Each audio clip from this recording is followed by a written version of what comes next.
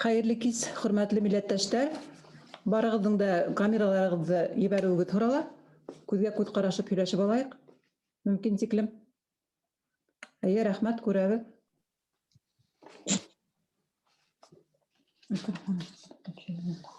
Микрофоннарыгызды һүндереп торһагыз да була. Әңгәмә барышында яндырыгыз. Тимәк, башлайык. Сәгать 7 кушылгандар яйлап кушылырдар.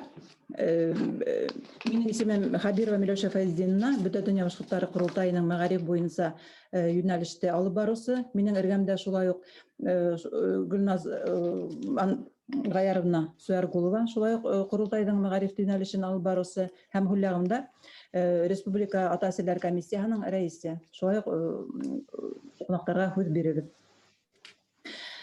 Тимәк, бүгенге безнең очрашуыбыздың максаты Курган өлкәһендәге башкорт теленең укытылу торышы менән танышу. Артабанда туган телебезне үстерү буенча нинди чаралар күрү турында һөйләшербез. Шулай ук ата-әсәләр комитетын төзеп, артабан бу эшләрдә әүләнештирү турында һөйләшербез һәм һездән тәкъдимдәр, төрле мәгълүматлар көтәбез. Һәм әңгәмә барышында микрофондарыгызды әлегә һүндереп торыгыз. Һорау бирергә булһа, микрофонды ебәреп, унда булырга тиеш кул күтәрү знагы, бына шул знакты күтәреп, без сезгә һүз бирәбез. Шулай ук бар ризаһызлыкты белдерү смайликтары бар. Инде безнең кунакларыбызның фикере менән риза булһагыз, унда йөрәк знагы бар. Шуны куйһагыз да, без бик күреп риза булырбыз шуның өчен. Тимәк, бүгенге көн тәртибендә Мәгариф министрлыгынан биргән мәгълүматлар менән мин таныштырмын. Курган өлкәһендәге мәгариф торышы буенча һәм шулай ук берничә ардаклы шәхестәребезнең тел тураһында, туган ер тураһында үзләренең фикерләрен әйтергә ишеттеребез. Артабан Мәгариф министрлыгының милли мәгарифте итәкләүче вәкилләре менән дә уларның язылыш запистәрен тыңларһығыз. Артабан Курган өлкәһе башкортлары курултайының рәисенә лә һүз бирәбез. Шулай ук инде безнең иң бүгенге зур максат булып, һезнең өлкәлә ата-әсәләр комитеты оештырып, артабанда инде берлектә безнең телебезне, мәдәниятебезне үстерү өчен бына шул төрле эшләрне башкару юлдарын барларбыз дип торабыз инде.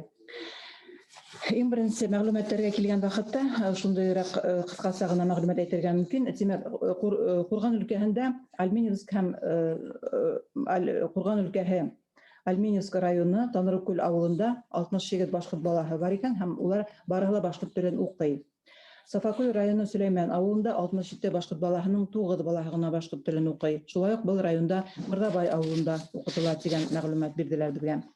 Сафакүл авылында 79 баланың 10 укучысы, тимәк, түңәрәк сиктәрендә генә башкорт телен өйрәнә һәм был нимә дигән һүз безнең киләчәктә лә менә бу калган балаларны да укыту перспективаһы бар дип әйтергә мөмкин.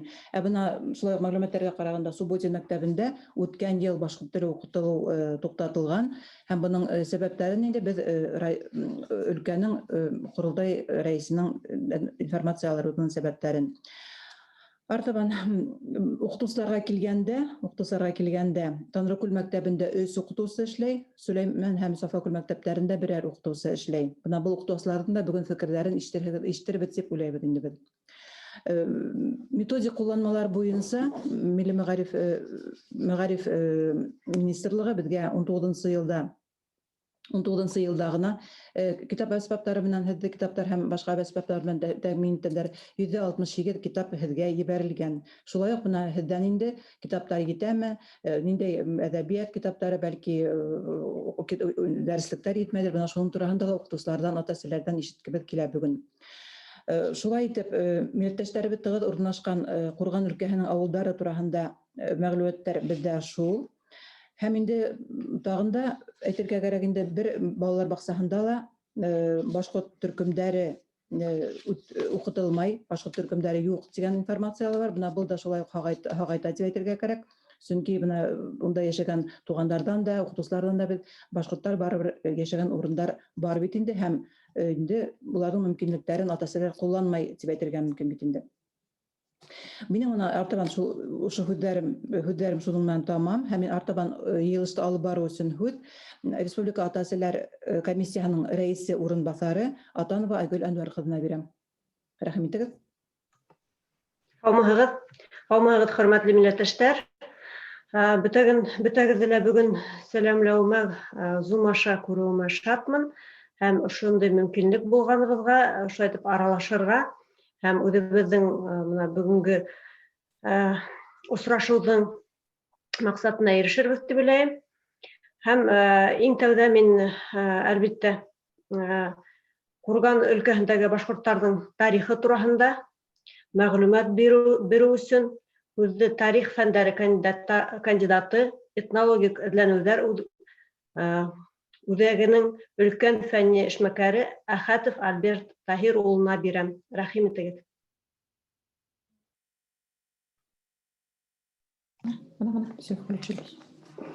Можно, да? Ну, я хотел бы коротко рассказать о материальной культуре и фольклоре курганских башкир для того, чтобы показать необходимость и важность изучения башкирского языка. Нужно сказать, что курганские башкиры, они занимают в этнографии и истории особое место. Можно будет, да, следующее? То есть, если посмотреть, то, с одной стороны, курганские башкиры, они живут удаленно от основной массы башкир, в то же время они не прерывают свои связи с основным материнским этносом и таким образом поддерживают взаимоотношения, прежде всего, с челябинскими башкирами, с одной стороны, получая подпитку, а с другой стороны, приобретая некие локальные особенности. Следующее. Вот. Ну, здесь вот показаны этнографические этнотерриториальные группы башкир. Мы видим, что курганские башкиры являются самыми восточными. С одной стороны, это определяет их взаимосвязи с Сибирью, а с другой стороны, с основной территорией проживания башкир, которая находится намного западнее. Далее. В формировании курганских башкир приняло участие несколько крупных родоплеменных объединений. Это позволило, с одной стороны, сложить такой некий особый конгломерат, который обладает своими локальными особенностями, а с другой стороны, как я уже говорил, это все-таки поддерживает его взаимоотношения с теми территориальными группами, в формировании которых приняли участие вот эти вот катайские, табынские и айские племена. Далее можно?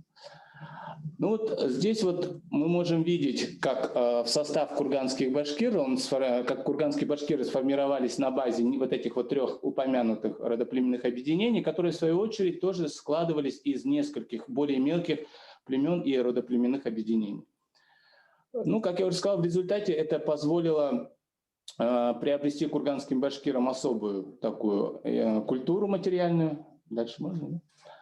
Вот. Ну и наложила прежде всего отпечаток на их хозяйственной деятельности. Я не буду полно рассказывать обо всех особенностях, просто можно отметить локально следующие особенности. Первое – это на территории проживания современных курганских башкир очень долгое время сохранялись кочевые и полукочевые традиции, которые прежде всего проявлялись в тех же самых выездах на Литовка-Яйляу. Вот эти вот фотографии, они все были сделаны на территории, в принципе, Челябинского уезда и непосредственно связаны с курганскими башкирами. Вот. Ну, имели они свои особенности некоторые и в устройстве поселений, жилищ, ну и мы видим, что обязательным атрибутом, как и по всей территории проживания башкирского населения, являлись обязательно наличие мечети. Вот как раз-таки одна из старинных мечетей на территории Сафаколевского района и более новый вариант. Далее можно. Также особенностью являлось то, что в отличие от других этнотерриториальных групп, у курганских башкир долгое время сохранялись изделия из кожи и изготовленные из бересты. Да, ну и наиболее яркая, наверное, все-таки своя особенность проявилась в таких вот костюмных комплексах. Здесь я для сравнения поставил северо-восточный и юго-восточный комплексы. То есть вы видите, что курганские башкиры, благодаря своим особенностям территориальным, этническим, они приобрели те следы материальной культуры, которые отличают их от остальной массы. Сейчас следующий слайд шоу. Вот. Ну, украшения, которые дополняли костюмные комплексы, здесь представлены. Далее. Мужские костюмные комплексы, они не были столь яркими, но это объяснялось особенностями вообще как бы общей региональной тенденции. Декоративно-прикладное искусство тоже имели свои некие локальные особенности. Кстати, многие из них сформировались за пределами территории проживания современных курганских башкир. То есть я, например, когда провожу экскурсии в Музей археологии и этнографии, очень часто к нам гости, которые приезжают из Сибири, Казахстана, они говорят, что вот у них, у бабушек вот точно такие же узоры, точно такие же изделия, они как раз таки фигурируют. Далее можно? Вот. Ну, теперь, наверное, близко к теме, которой посвящено сегодняшнее наше заседание. Курганские башкиры, они имеют локальные особенности не только в этнографии, но и языковые. То есть наши исследователи пришли к выводу о том, что язык курганских башкир относится к ялано-катайскому подговору, аргаяшского говора, восточного диалекта башкирского языка, который, по их мнению, сохранил многие реликтовые такие особенности, которые также и отличают и, с одной стороны, с другой стороны, помогают при изучении всего развития языка. Далее можно? Вот. Теперь хотелось бы подойти к такой вот очень важной теме необходимости изучения башкирского языка. В 2016 году у нас в Курганской области, родом откуда я и происхожу, приезжала экспедиция, которая изучала фольклор. Они пришли к выводу, что на территории Курганской области бытуют практически все виды, которые существуют в основной массе, есть свои некие локальные особенности, но за долгое время, к сожалению, очень много было утеряно. И вот по мнению как раз-таки исследователей, основная из основных причин является, во-первых, уход знатоков местного фольклора из числа старшего поколения. Вторая причина – это является языковая среда местных жителей, многие из которых, не имея доступа к изучению родного языка, естественно, теряют те связи, которые сложились между поколениями и не могут получить необходимую информацию для того, чтобы развивать ее дальше. Ну и третья причина, как считают авторы, это, скорее всего, связано с массовой урбанизацией и ассимиляцией башкирского населения. Вот по поводу, кстати, этой проблемы тоже можно отметить, что следующий момент, можно? Еще один. Здесь я в свое время, когда занимался изучением курганских башкир, я привел такую маленькую, собрал такую маленькую статистику о динамике численности населения башкир Курганской области. Здесь мы видим, что если в конце 18 века у нас, так скажем, около 2500 башкир, затем максимум был в 1920 году, когда там почти 18 тысяч, и в советское время так и не смогли численность увеличиться, а наоборот сейчас идет уменьшение. И вот по последней переписи как раз-таки мы видим, что численность башкир составляла 12 257 человек. К сожалению, вот эта картина, она связана не только с ухудшением общей ситуации, но и, на мой взгляд, она связана с изменением этничности. То есть очень часто в межнациональных браках дети почему-то выбирают национальность, допустим, отца, да, или матери, хотя второй родитель у них башкиры. Поэтому я думаю, что, учитывая, что здесь очень много родителей, которые к тому же имеют возможность общаться с подрастающим поколением, я думаю, это очень важно.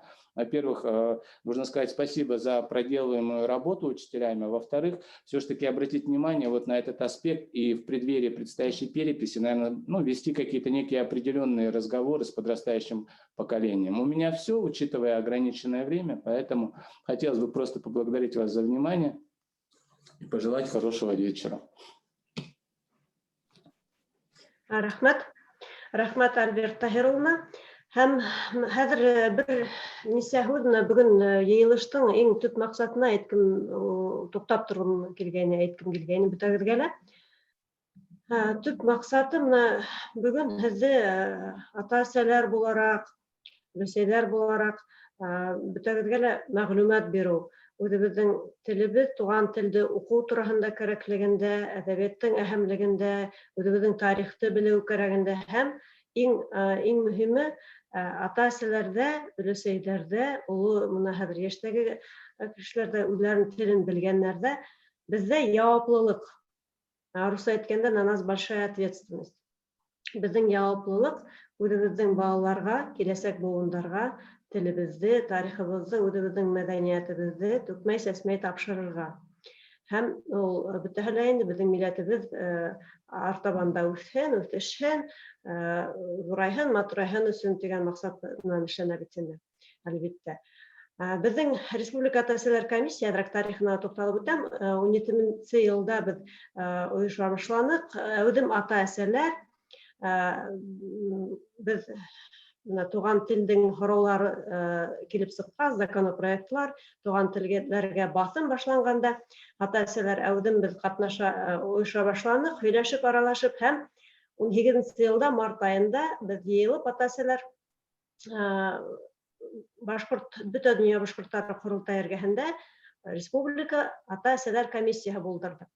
Менә шул комиссияның рәисе һайланды, агзалары совет һайланды һәм һәрбер районда, региондарда без теләйбез инде безнең ата-әсәләр комиссияһының үзләренең филиаллары булсын дип. Безнең республика ата-әсәләр комиссияһының рәисе психолог, клиник психология магистры, биолог һәм әсәй тиләтәгәндә иң мөһиме әсәй кеше, ул безнең менә рәисебез, ошо нисә ел инде 2 ел ярым әүдем шул эшен шул актив алып бара. Һәм бүген һезнең алдыгызда психология төшенчәсе буенча, балаларны тәрбияләү буенча һезнең менән кәңәшләшеп үткәһе килә Байназарова Эльвира Митенкова. Безгә һүз бирәбез. Рәхмәт, хәерле кич бөтәгезгә кургандарға зур сәлам.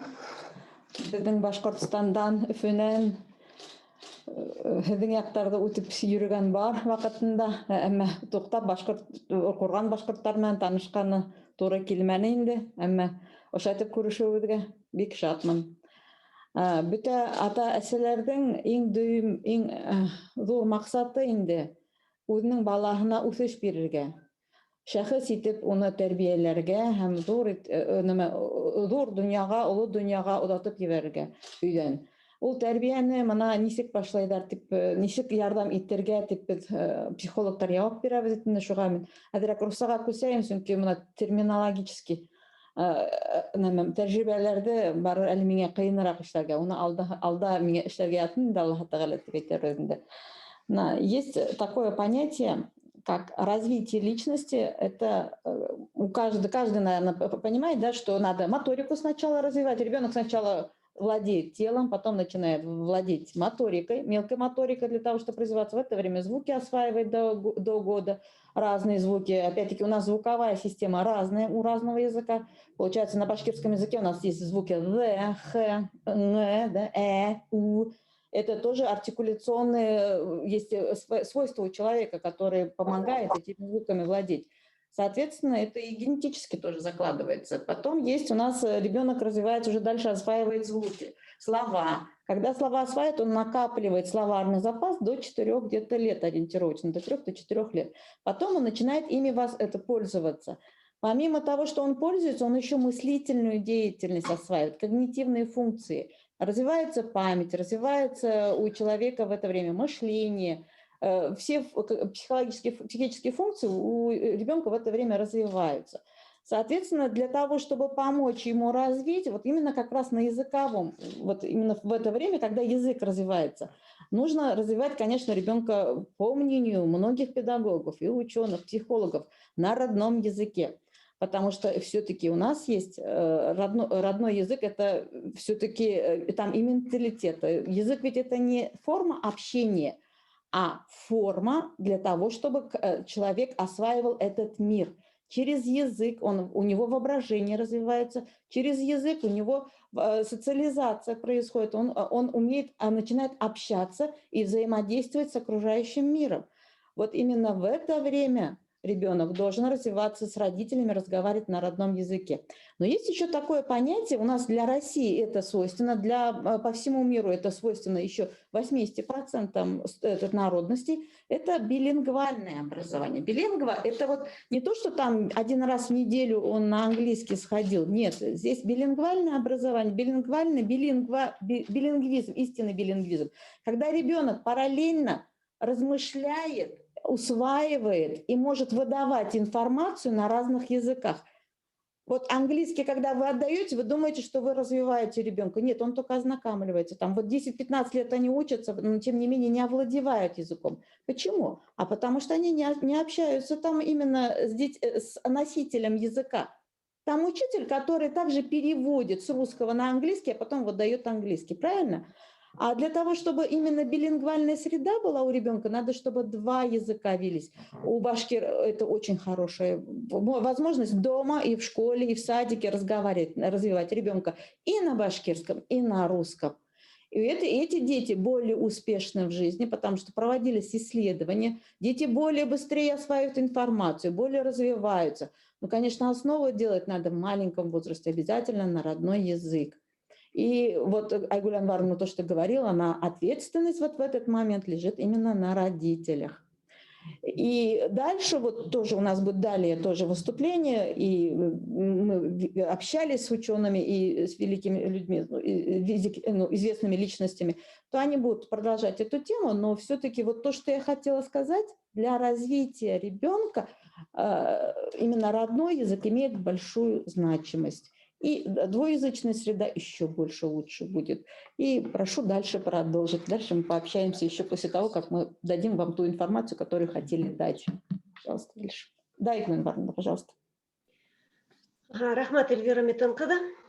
Сынапта мына безнең Россия Федерациясында бик күп милләттәр бит инде, әйме?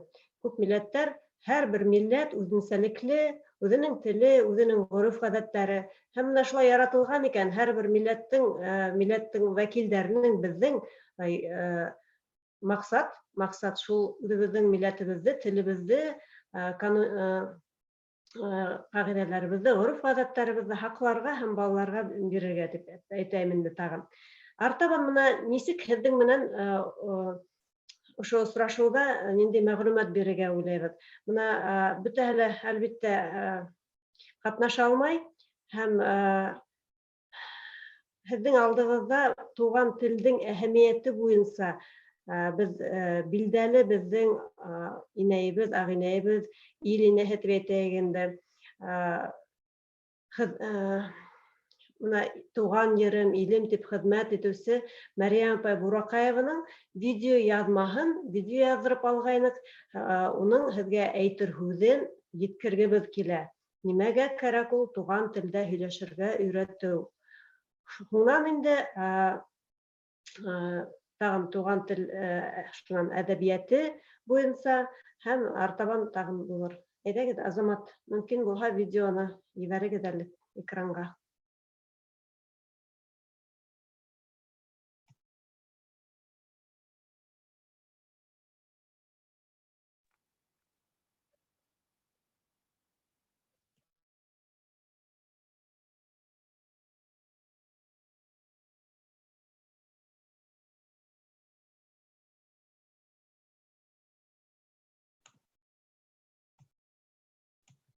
Тауышы юк, ишетелмәй.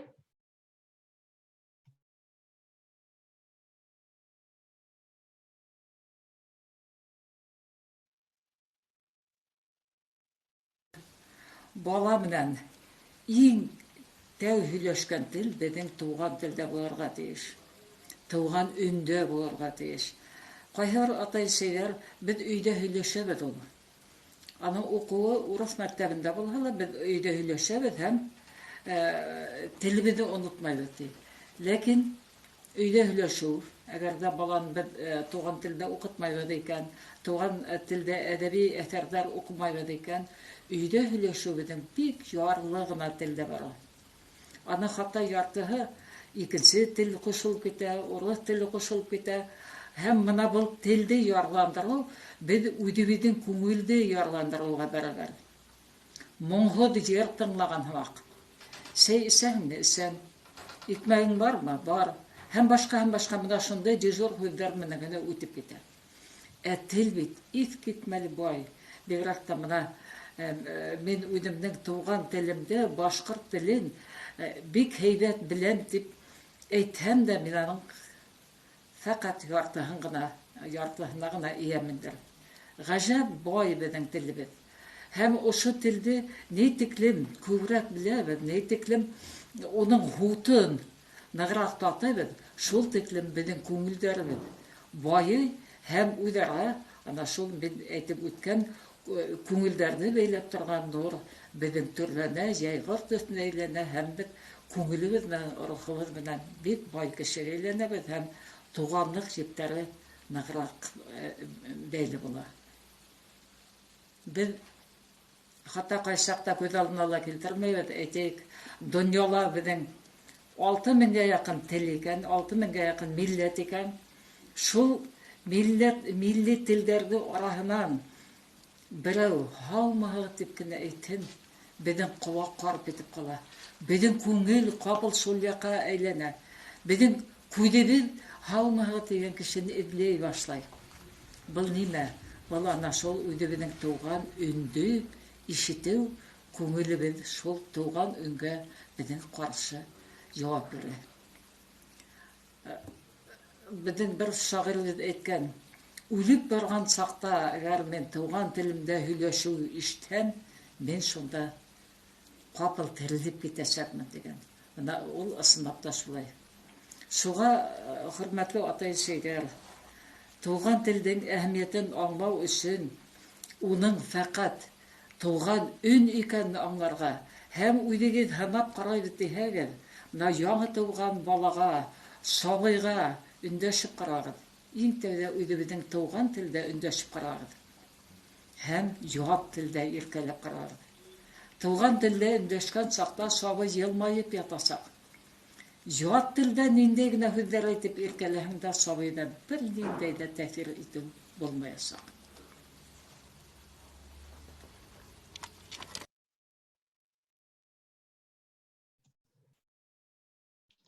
Бик фәһемле һүҙҙәр безнең оло инәйебеҙҙән, безнең шәхесебеҙҙән. Беҙҙән гел ул безнең Республика Атасылар комиссиянан күп беҙ менән бергә йөрөнө, райондар буйлап, республиканың райондары буйлап. Гел аны бөтә ерҙә лә шул тиклем алҡышлап, ихтирам итеп ҡаршы алалар. Әлбиттә, уның әйтер һүҙҙәре беҙгә оло насихәт, уның әйткән һүҙҙәре. Һәм менә артабан беҙ һеҙҙе Рәйсә Абдрахмановна Кузбековнан осраштырырға теләйбеҙ. Һеҙ аны әлбиттә беләһегеҙ. Ул беҙҙең әйтер кәрәк ата-әсәләр комиссияһының да булыуына, ойоштороуына күп көс һалған. Беҙҙең әсәй итеп йөрөтәбеҙ инде комиссияның, сөнки ойоштороуға мәғариф өлкәһендә күп эшләп китте. Белгес бит инде ул Белгес шунан бөтә дөнья башҡорттары ҡоролтайында күп көсөн һалып, арымай, талмай эшләне, региондар буйлап йөрөп. Хәҙер дә Аҡ Тирмә ойошмаһының рәйесе. Ҡаршы алығыҙ, Кузбекова Рәйсә Абдрахман ҡыҙы, һеҙҙе тыңлайбыҙ. Хәйерле көн, һаумыһығыҙ. Ишетеләме? Ишетеләме, Айгөл? Ишетелә, һәйбәт ишетелә. 2000-дә хәйерле көн, хөрмәтле туғандар. Барығыҙҙы ла ихлас күңелдән ошо матур сарала ҡатнашыуығыҙ менән тәбрикләйем. Һәм әлбиттә һеҙгә барығыҙға ла уңыштар теләйем.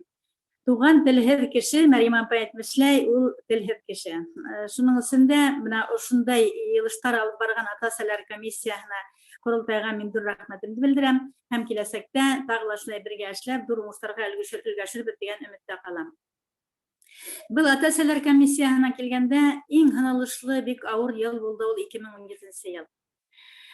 Туған телдәрҙе Башҡортостан мәктәптәрендә быға тиклем 12 йылға тиклем туған телдәр һәм дәүләт телләрҙе өйрәтеүҙең матур гына системаһы булдырылғайны.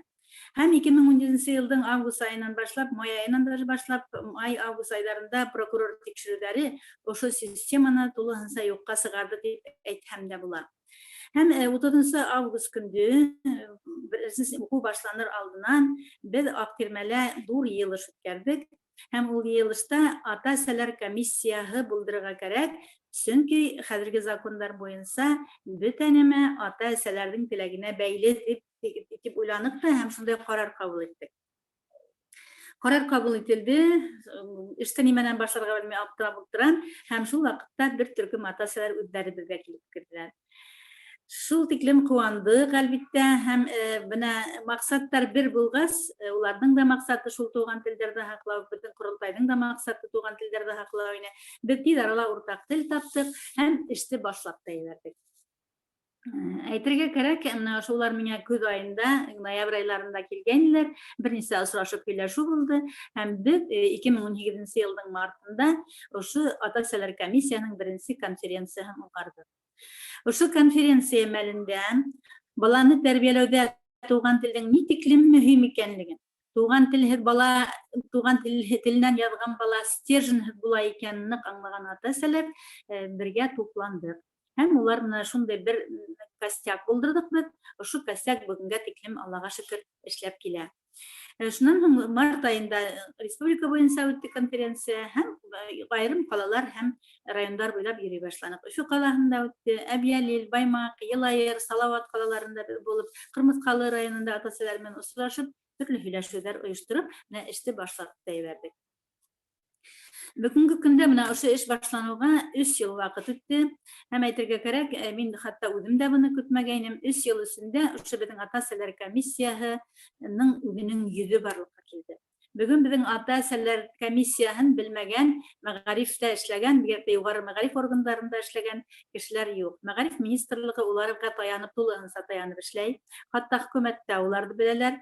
Еш кына ата-әсәләр комиссияһын әйтер дигән һүзне мин ишетергә туры килә уларның авызыннан, уларның фикере ничек икән дигән һүзне ишетергә туры килә. Һәм әйтергә кәрәк, мәгариф министрлыгы оештырган, Құрылтай оештырган бөтә конференцияларда, бөтә түңәрәк өстәлләрдә, семинарларда безнең ата-әсәләр комиссияһы безнең белән бергә эшләй һәм катнаша. Бер генә мисал китереп килә, бу ошо комиссияның эшмәкәрлегенә бәйле. 2018 елның июнь айында Россия Федерациясының Дәүләт Думаһы кабаланып, пархаланып, үзләре каникулга китер алдыннан законопроект индерделәр. Туган телләрне факультатив кимәлендә генә өйрәнергә дигән законопроект индерделәр.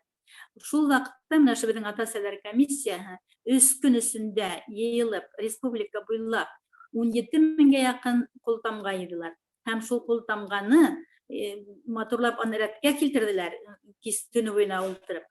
Һәм иртәгәһенә үзләренең бер вәкилен Мәскәүгә аксаеп, Мәскәүгә ебәрделәр. Һәм бу безнең вәкил Руслан Биткин ул юрист буларак Мәскәүгә барып, Россия Федерациясе президентының приемныйына ошо култамгаларны калдырып китте. Туган телләрнең бүген факультатив түгел, тулы кимәлдә өйрәнүенә индергән безнең өлеш дип исәпләйм. Ата-әсәләр комиссиясының өлеше дип исәпләйм. Әйтергә кәрәк, әлбәттә безнең комиссиялар бөтә ердә тигез эшләй дип әйтә алмыйм. Менә бик зур хөрмәт белән мин игътибар белән әйтеп китердем Салават калаһының ата-әсәләр комиссияһын.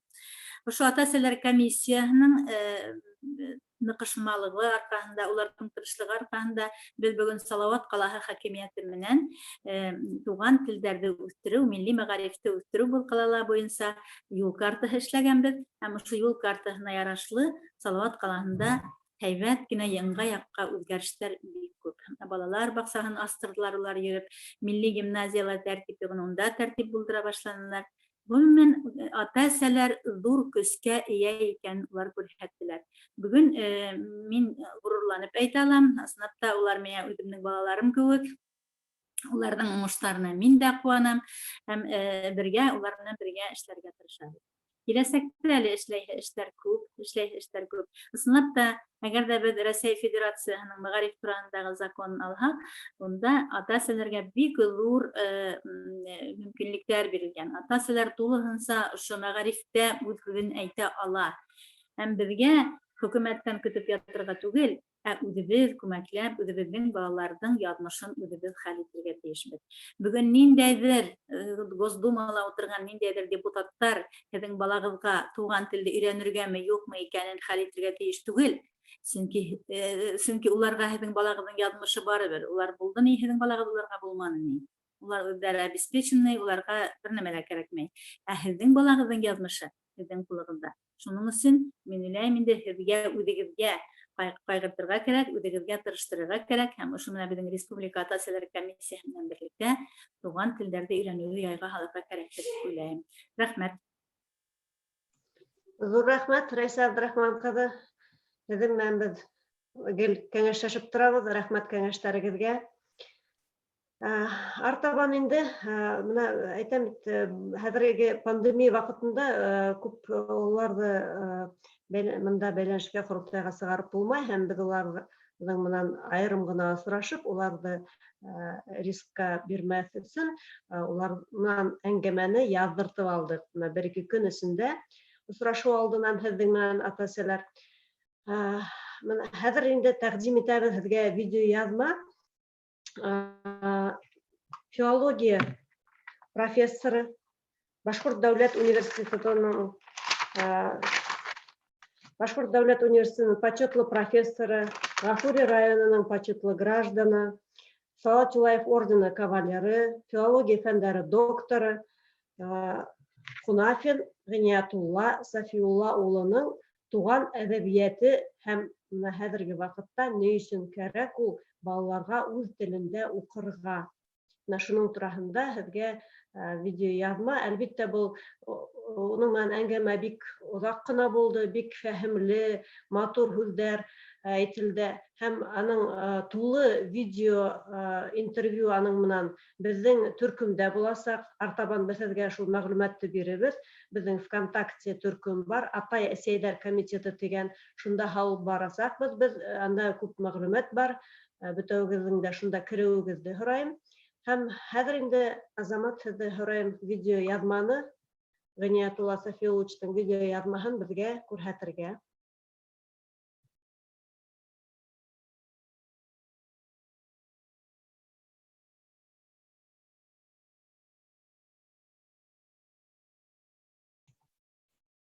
Азамат әле подключать иткәнсе, тагын артабан әйтәм инде. Менә башлана. Әйдәгез тыңлайык.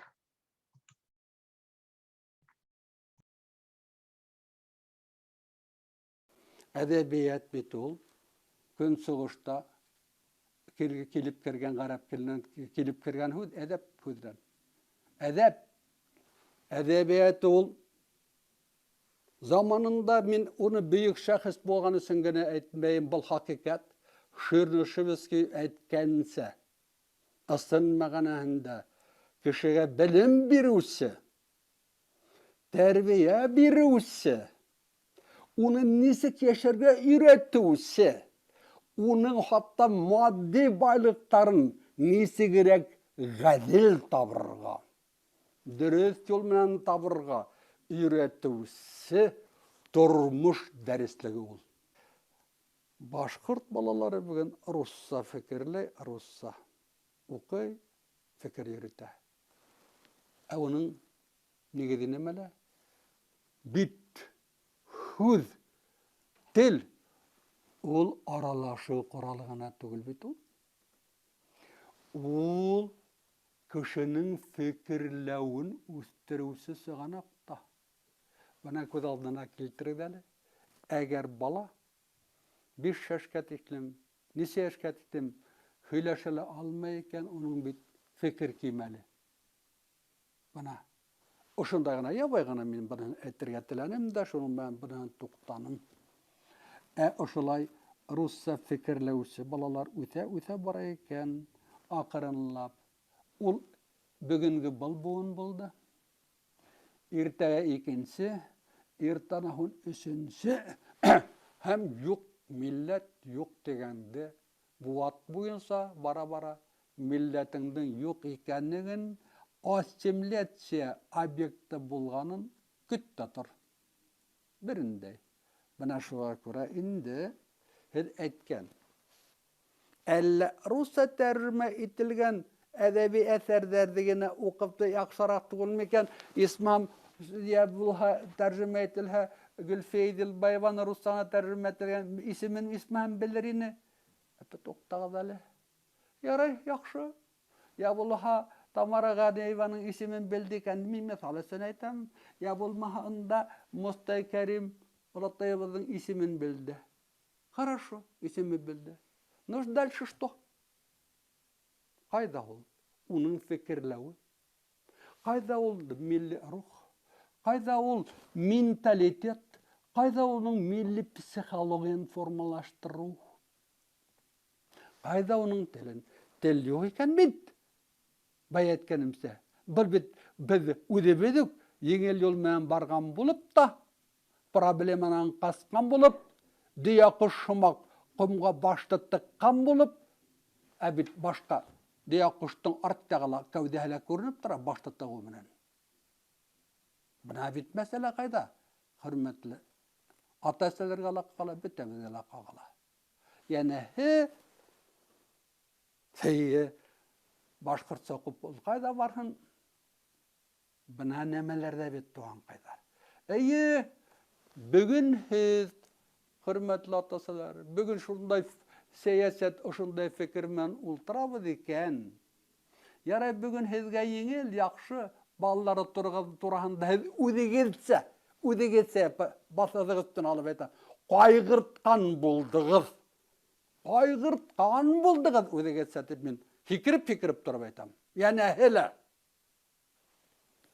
Шунан һеҙ теге баҡый донъя аҡрынлап беҙ тәгәрәп туҡрап тыуҙыҡ та туҡрап бөтәбеҙ ҙә китә барабыҙ ул. Нисәнсе буын һеҙҙең үҙегеҙҙе лә бер ваҡытта ла, хатта исемегеҙҙе лә иҫкә алмаясаҡтар, белмәйәсәктәр бит, хөрмәтле ата-әсәйҙәр, бөгөнгө өләсәйҙәр, буласаҡ. Бына бит нәмә киләсәк ул. Юҡ, милләт юҡ тигәнде аңлатты.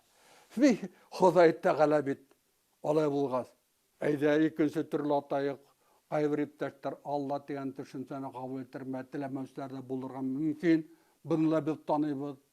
Уның өсөн ул ғәйепле түгел, уның ышаныуы, инануы. Бит шулай ҡоро бушҡа яратмағанда был милләтте, был фаны донъяға. Олай буһа ер шарында бер төрлө милләт булыр ине. Әниә һуғышҡандар, ғүмер баҡый дәүләттәр, халыҡтар, ниңә һуң яулап алырға, үҙенең милләтен башҡалар өҫтөнән юғарыраҡ ҡуйырға тырышып ятҡан? Бөгөн дә ул бара процесс. Һәр ваҡыт ул ҡорал менән генә бармай. Информацион һуғыштар, ана, нисек кенә бара, асып ҡарағыҙ үҙегеҙҙең аппараттарығыҙҙа, телефондарығыҙ инде генә иҙәр бармай. Һеҙ бит шуға ла яуап бирә алмаясаҡһығыҙ хатта. Ябай ғына әйтеп тә, сөнки һеҙҙең күңелегеҙҙә теге милли тойғо юғалған. Ул кризис кисерә. Һеҙ меркантильный ғына, бөгөнгө көндөгөнә еңел юлдарҙы ғына һайлап, үҙегеҙҙең балаларығыҙҙың, буласаҡ ейән-ейәнсәрҙәрҙең, буласаҡ һәм нейҙәрҙең, бүләсәрҙәрҙең яҙмышының ботағына балта сабаһығыҙ. Тимәк, һеҙҙең бүләсәрҙәрегеҙ ошо милләттең вәкиле булмаясағы көн кеүек. Улар ҡабатлап әйтәм, хатта һеҙҙең исем шәрифтәрегеҙҙе лә иҫкә алмаясаҡтар, белмәйәсәктәр ҙә.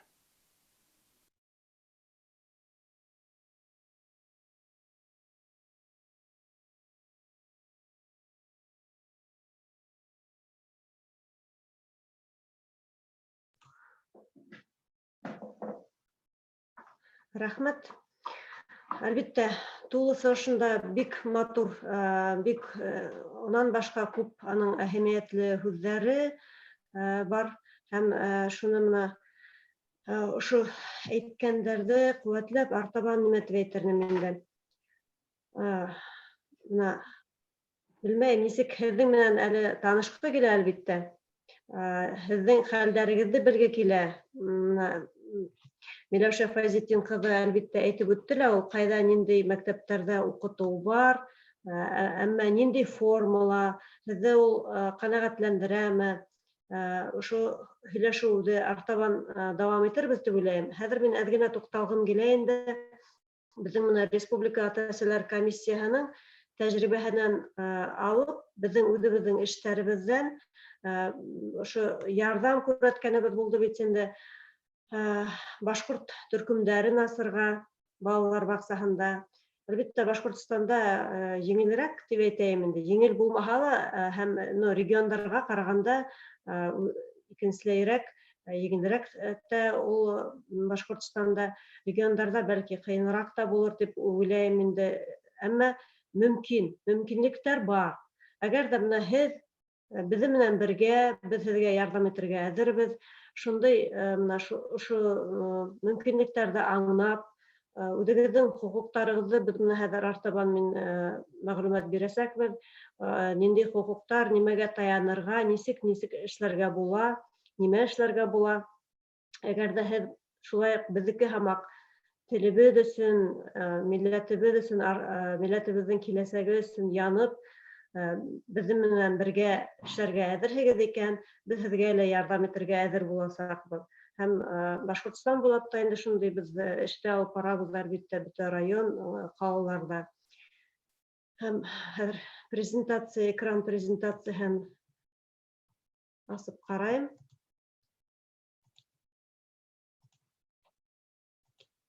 Килеп сыгыр дип уйлайм. Так. Күренәме?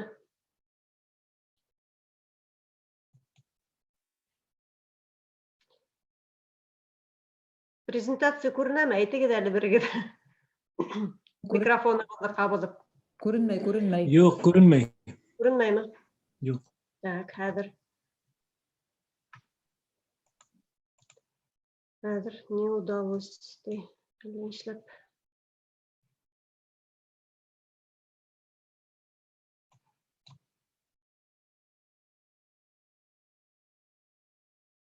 Совместное использование компьютера, совместно. Әле? Әлегә юк.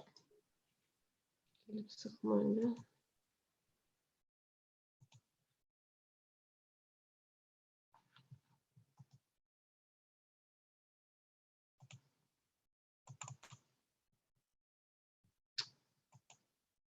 Нисендер шулай дип гафу үтенәм.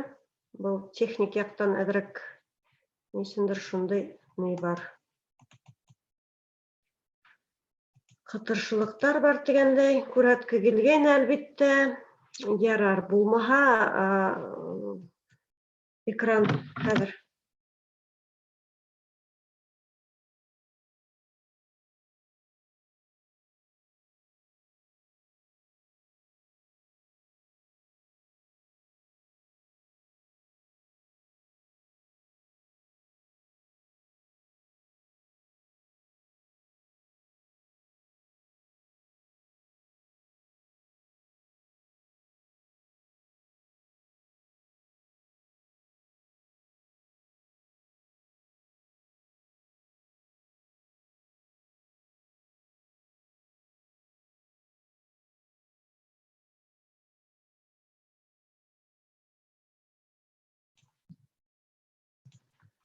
Так, ярар, гафу итегез, килеп сыкмай. Әйдәгез, мин үземнең һүзем менән генә нитермен. Презентация килеп күренмәй.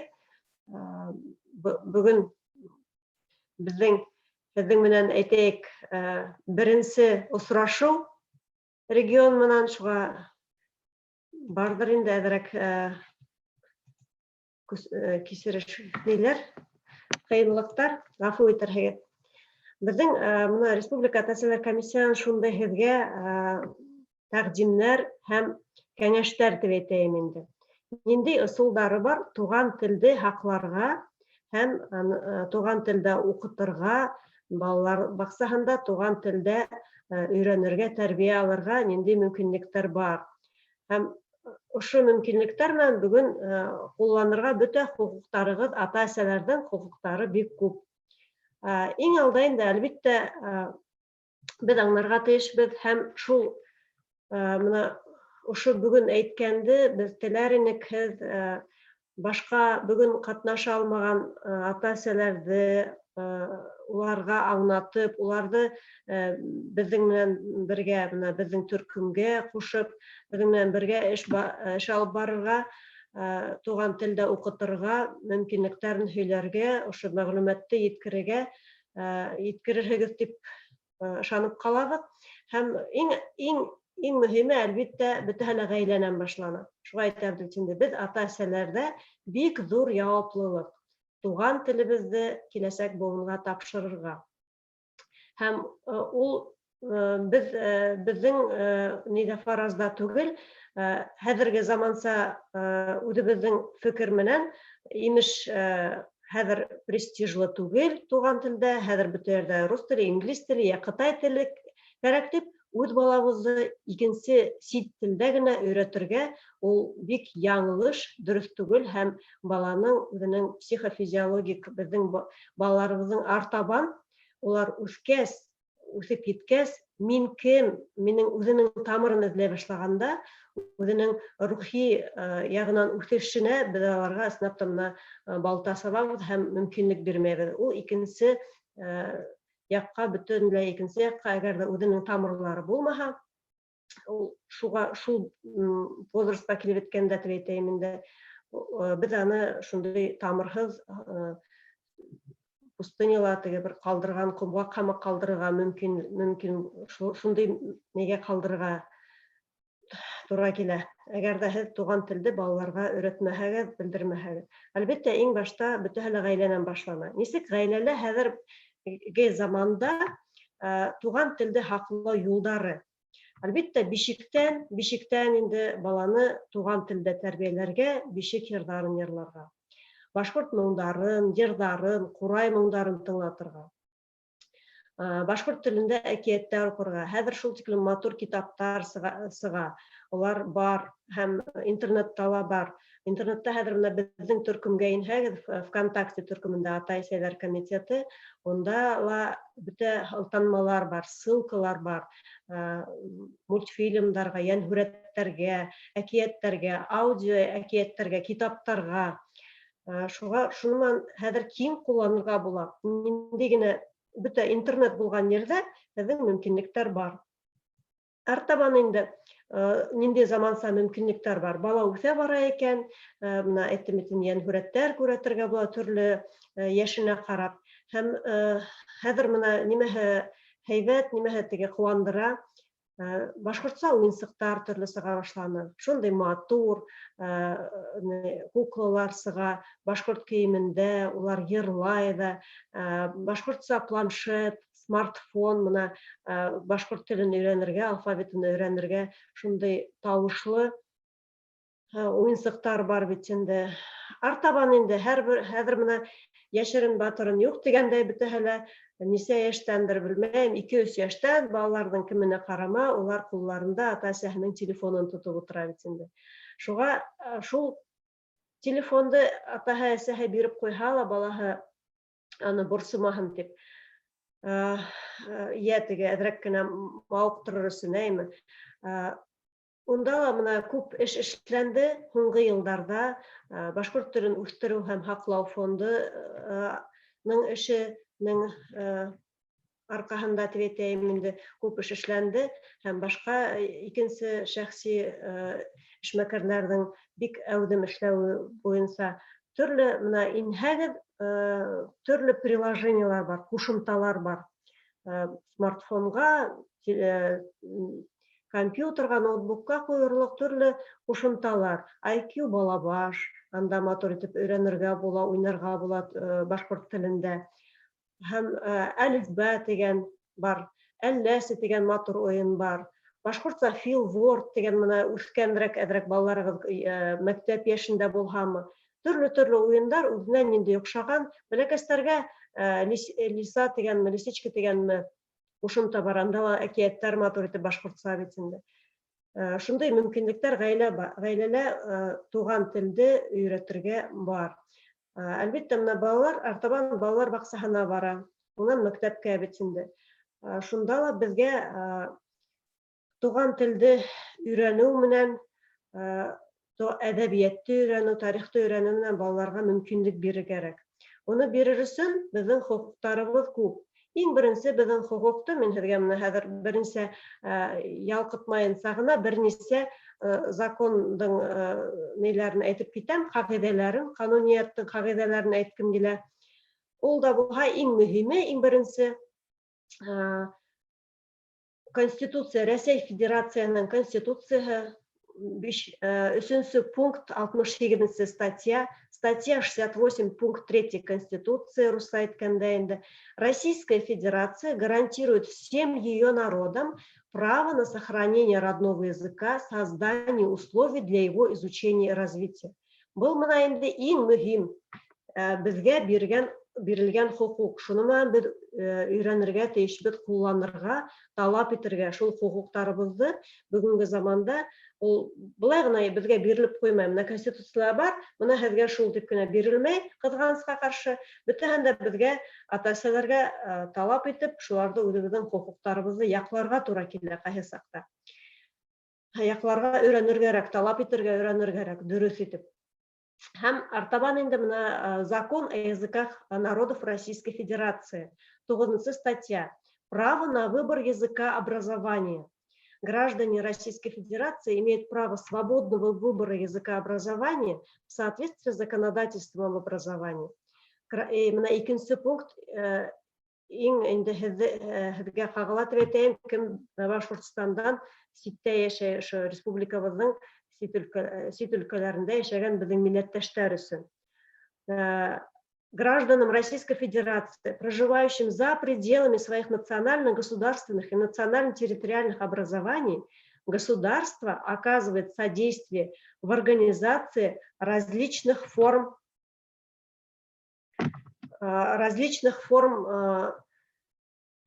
получения образования на родном языке из числа языков народов Российской Федерации.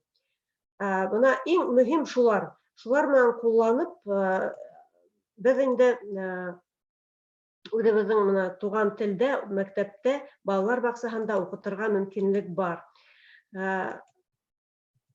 Әгәр дә менә бүген хәзер артабан тагын бер безнең Министерство образования, без менә ата-әсәләр комиссияһы бик әүдем эшләйбез, башка дәүләт органнары менән дә барып кәңәшмәләргә, әгәр дә һораулар килеп сыга икән, менә һездән, республика ата-әсәләреннән ниндидер тәкъдимдәр, талаптар килеп сыга икән, без уларны тырышабыз бергәләп ярдәм итәргә, шул һорауларны хаттар менән, мөрәҗәгатьләр менән сыгырга һәм хукуктарны якларга.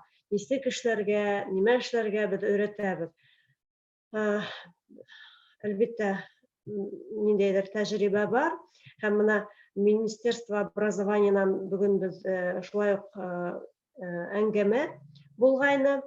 Сафиуллина Розалия Расих кызы Башкортстан Республикасы Мәгариф һәм фән министрлыгы милли идаралыгының милли мәгариф бүлеге начальнигына әле менә шуның видео язмаһын һезгә ул интервью матур гына кәңәштәр бирде, нисек мәгариф ягынан да, милли идаралык ягынан да ярдәм алырга була һәм нимә эшләргә.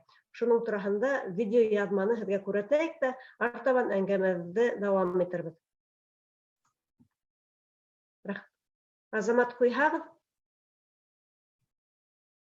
Законом предоставляется право гражданам получить образование на родном языке. Не секрет, что когда-то, несколько лет назад, несколько десятков лет назад, у нас было представление, некоторые, возможно, некоторые из вас получили образование на родном языке, когда были все предметы на родном, допустим, башкирском языке. Сейчас реалии немного другие, конечно, у нас в соответствии с законом единое образовательное пространство на территории всей Российской Федерации, согласно которому образовательный процесс выстраивается, ведется на русском языке. Экзамены, единый государственный экзамен сдается на русском языке. Но тем не менее, вот как же реализовать право граждан на получение образования на родном языке? Как я уже говорила, можно на языке вести несколько предметов, это в первую очередь. Во-вторых, это посмотреть надо, на каком уровне образования можно вести на родном языке. Допустим, вы ребенка отдаете в детский сад, в детском саду еще экзамены не сдаются, поэтому вполне ваше право организовать совместно с образовательной организацией образовательный процесс и также воспитательный процесс на родном языке. Это очень важно. Второй уровень образования, начальное общее образование, когда дети только поступили в школу, естественно, еще для того, чтобы постепенно их перевести на русский язык, здесь можно вполне устроить образовательный процесс на родном языке вести. Уже ближе к выходным классам, выпускным классам, ближе к 9 классу, 11 классу, можно оставить те предметы, по которым нет ЕГЭ. Это один выход. И второй выход, можно обратить внимание на то, что сегодня мы живем в таком поликультурном обществе, где много национальностей, не только один народ или один язык. Мы сегодня владеем несколькими языками. И это и родной язык, хорошее знание родного языка, владение родным языком. Это, конечно, хорошее знание русского языка, без этого никак. И сегодня, согласно стандартам, наши дети еще должны владеть иностранными языками, даже 2 иностранными языками и базовым английским языком. Поэтому в таких условиях, когда у нас очень много языков, мы можем вести речь о преподавании на билингвальной основе, на полилингвальной основе. Вы, наверное, слышали такие термины, поэтому часть урока, допустим, по какому-то предмету, ну, к примеру, возьмем окружающий мир, да, дети сегодня, я думаю, что должны владеть не только на русском языке, как это вот дерево или растение или цветок называется, но и параллельно понимать, как это название дается на родном языке, на башкирском языке. Иначе, если мы оставим обучение только на предмет родного языка, наши дети, конечно, должны знать хорошо родной язык и родную литературу, но еще и параллельно должны понимать, выполнять какие-то упражнения, задания, которые могли бы выполнить на родном языке. И благо на сегодня федеральный образовательный государственный стандарт это позволяет. В содержании каждого учебного предмета должен быть региональный компонент, региональные этнокультурные особенности народов Башкортостана или того региона, где вы проживаете.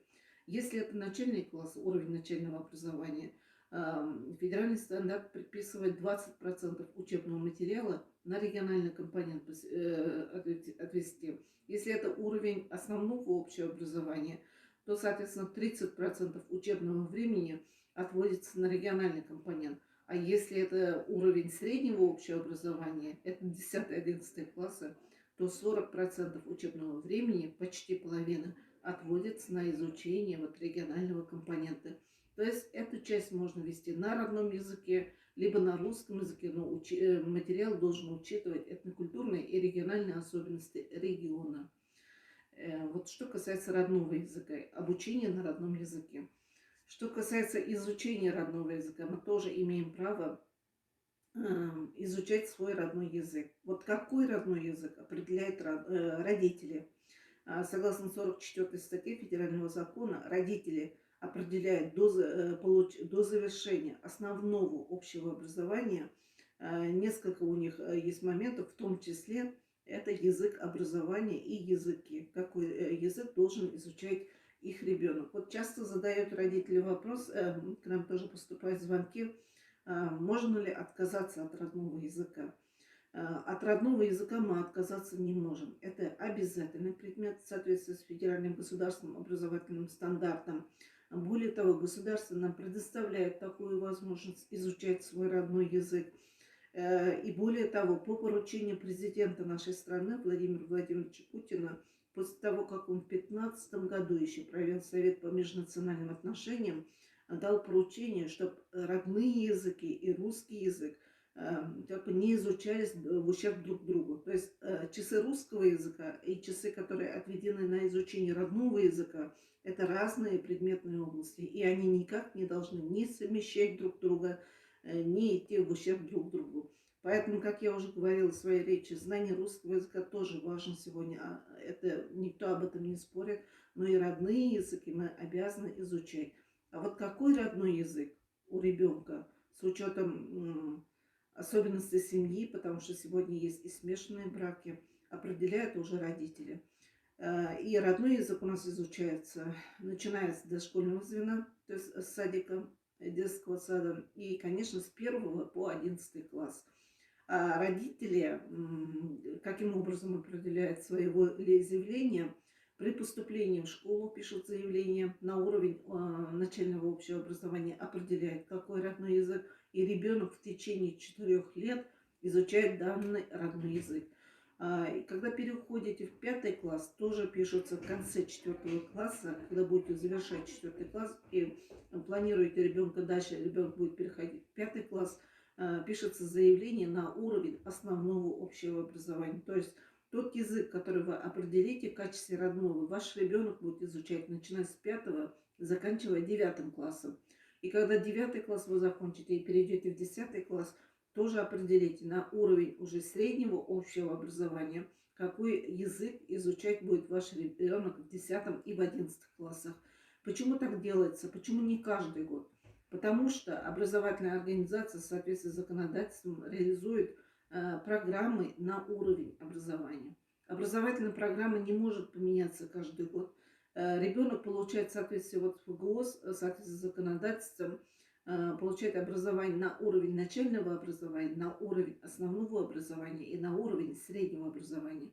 И, естественно, программы, образовательные программы, в том числе и учебные планы, должны быть выстроены на уровень образования. Поэтому ваши заявления тоже оформляются на уровень образования. Это четко прописано в законе. Какой родной язык изучается? По завершении 9 класса это изучение родного языка заканчивается государственной итоговой аттестацией. Это в форме экзамена. В каждом регионе по-разному, но хочу обратить ваше внимание, выбор экзамена добровольно. То есть, если вы выбираете экзамен, то можно сдать экзамен и по родным языкам. Что касается изучения государственного языка, закон также предоставляет право гражданам изучать государственный язык того региона, в котором они проживают. Хочу обратить внимание, что согласно Конституции Российской Федерации государственные языки вправе устанавливать только республики. То есть у нас, если в составе Российской Федерации есть 22 республики, то у них могут быть, согласно 68 статье Конституции, могут быть свои государственные языки. На сегодняшний день 21 республика воспользовалась этим правом, и в 21 республике есть, наряду с русским языком, конечно, свои языки имеют статус государственного языка. В нашей республике это башкирский язык, как государственный язык Республики Башкортостан. Раз предусматривается такое право гражданам, и башкирский язык как государственный язык, он не может быть родным языком. Это, скорее всего, по методике, если определить, не родной язык. В основном его изучают граждане других национальностей. И законодательство, раз предоставляет такое право, тоже добровольно. Также на основании заявлений. Конечно, программа, количество часов, подходы в изучении, они отличаются от родного языка. Так как родной язык, он делится на 2 предмета. Родной язык и родная литература. И количество часов, сколько часов должно быть в неделю, определяет сама школа в соответствии со своей программой и учебным планом. Это может быть, к примеру, привести от 1 часа, если это школа с русским языком обучения, и там изучается в качестве родного языка, то по часу, к примеру, говорю.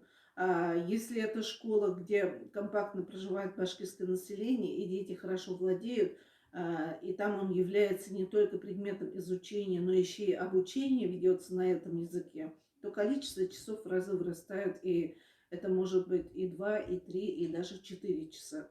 Но в законе четко говорено, что количество часов на изучение родного языка не должно идти в ущерб русскому языку. Поэтому русский язык, по которому мы сдаем обязательно единый государственный экзамен, конечно, у него определено свое количество часов. На изучение башкирского государственного языка, как я уже говорила, также в соответствии с законодательством школа сама выделяет количество часов. Министерством просвещения Российской Федерации в тех рекомендациях, которые они нам дают, начиная с 2017 года, там оговорено, что количество часов на изучение государственных языков Республики Российской Федерации не должно превышать 2 часов в неделю. Но, как правило, это 1 или 2 часа в неделю по выбору родителей изучается государственный башкирский язык. Его особенность в том, что государственный башкирский язык изучается в части учебного плана, формируемый участниками образовательных отношений. Сегодня участниками образовательных отношений у нас являются 3 стороны. Это родители, законные представители обучающихся, это сами обучающиеся. И не забываем, это обязательно педагог, то есть школа. И поэтому родители изъявляют свое желание изучать язык с учетом мнения своего несовершеннолетнего ребенка. То есть не только мнение родителя. У нас бывают случаи, когда родитель пишет, не хочет, чтобы его ребенок изучал башкирский язык, а бывает, что ребенок сам хочет изучать этот язык. Поэтому мнение ребенка тоже важно. Это следующий момент. И, конечно, учебный план, он всегда согласовывается педагогическим коллективом школы. Учитывается мнение совета обучающихся, как коллегиального органа. Если в школе есть управляющий совет, то их мнение тоже учитывается. То есть все участники образовательных отношений выражают согласие на изучение башкирского языка. Я в этом случае говорю башкирского языка как государственного языка. И заявления тоже пишутся на уровень образования. Почему, я уже объяснила, так как школа реализует программу на уровень образования. Ежегодно собирать заявление не нужно. По поводу обеспечения учебников хотелось бы остановиться, так как школа, когда учитывает мнение родителей, вот родители изъявили желание изучить родной язык, башкирский язык как государственный язык, то школа должна дать заказ учебники для того, чтобы обеспечить детей учебниками. Ежегодно в бюджете Республики Башкортостан предусмотрены финансовые средства. Эти деньги предоставляются в качестве субвенций муниципальным образованием Республики Башкортостан. И на местах органы управления образованием, это управление и отдел образования, осуществляют закупку учебников и их передают школам на безвозмездное пользование. То есть это ставится в баланс школы. Поэтому заявления собираются пораньше, чтобы школа могла успеть заказать учебники и их получить к началу учебного года. Обычно учебники и учебные пособия предоставляются, у них имеется срок годности, срок использования 5 лет. Поэтому в течение 5 лет, с учетом того заказа, который к нам поступает, Министерство образования через бюджетные средства республики осуществляется издание учебников, учебных пособий, и по распределению, по заказу муниципалитетам они дальше передаются. И это обычно такой процесс происходит во втором полугодии календарного года. Что касается обеспечения учебниками, учебными пособиями регионов, так как в соответствии с законодательством, федеральным законодательством, каждая школа сама должна осуществлять, должна дать заказ, и им муниципалитет, орган управления образованием передает учебники. Поэтому ваша школа, допустим, тех регионов, где компактно проживает башкирское население, во-первых, должен дать заказ своему отделу образования, отдел образования или управление образования. Дальше это передают заказ Министерству образования и науки. Они уже осуществляют закупку. И эти учебники, если Министерство образования и науки региона, допустим, Челябинской области, или Оренбургской области, или Курганской области, они могут напрямую в эти издательства, где эти учебники издаются, и сделать заказ. Это вот что касается по законодательству. Для этого им тоже также выделяются средства, финансовые средства. Но со своей стороны Республика Башкортостан оказывает большое содействие по изучению башкирского языка в регионах, где проживает компактное башкирское население. У нас с 2019 года реализуется государственная программа сохранения и развития государственных языков Республики Башкортостан и родных языков Республики Башкортостан. И там, где данная программа состоит из 3 частей: русский язык, башкирский язык и родные языки.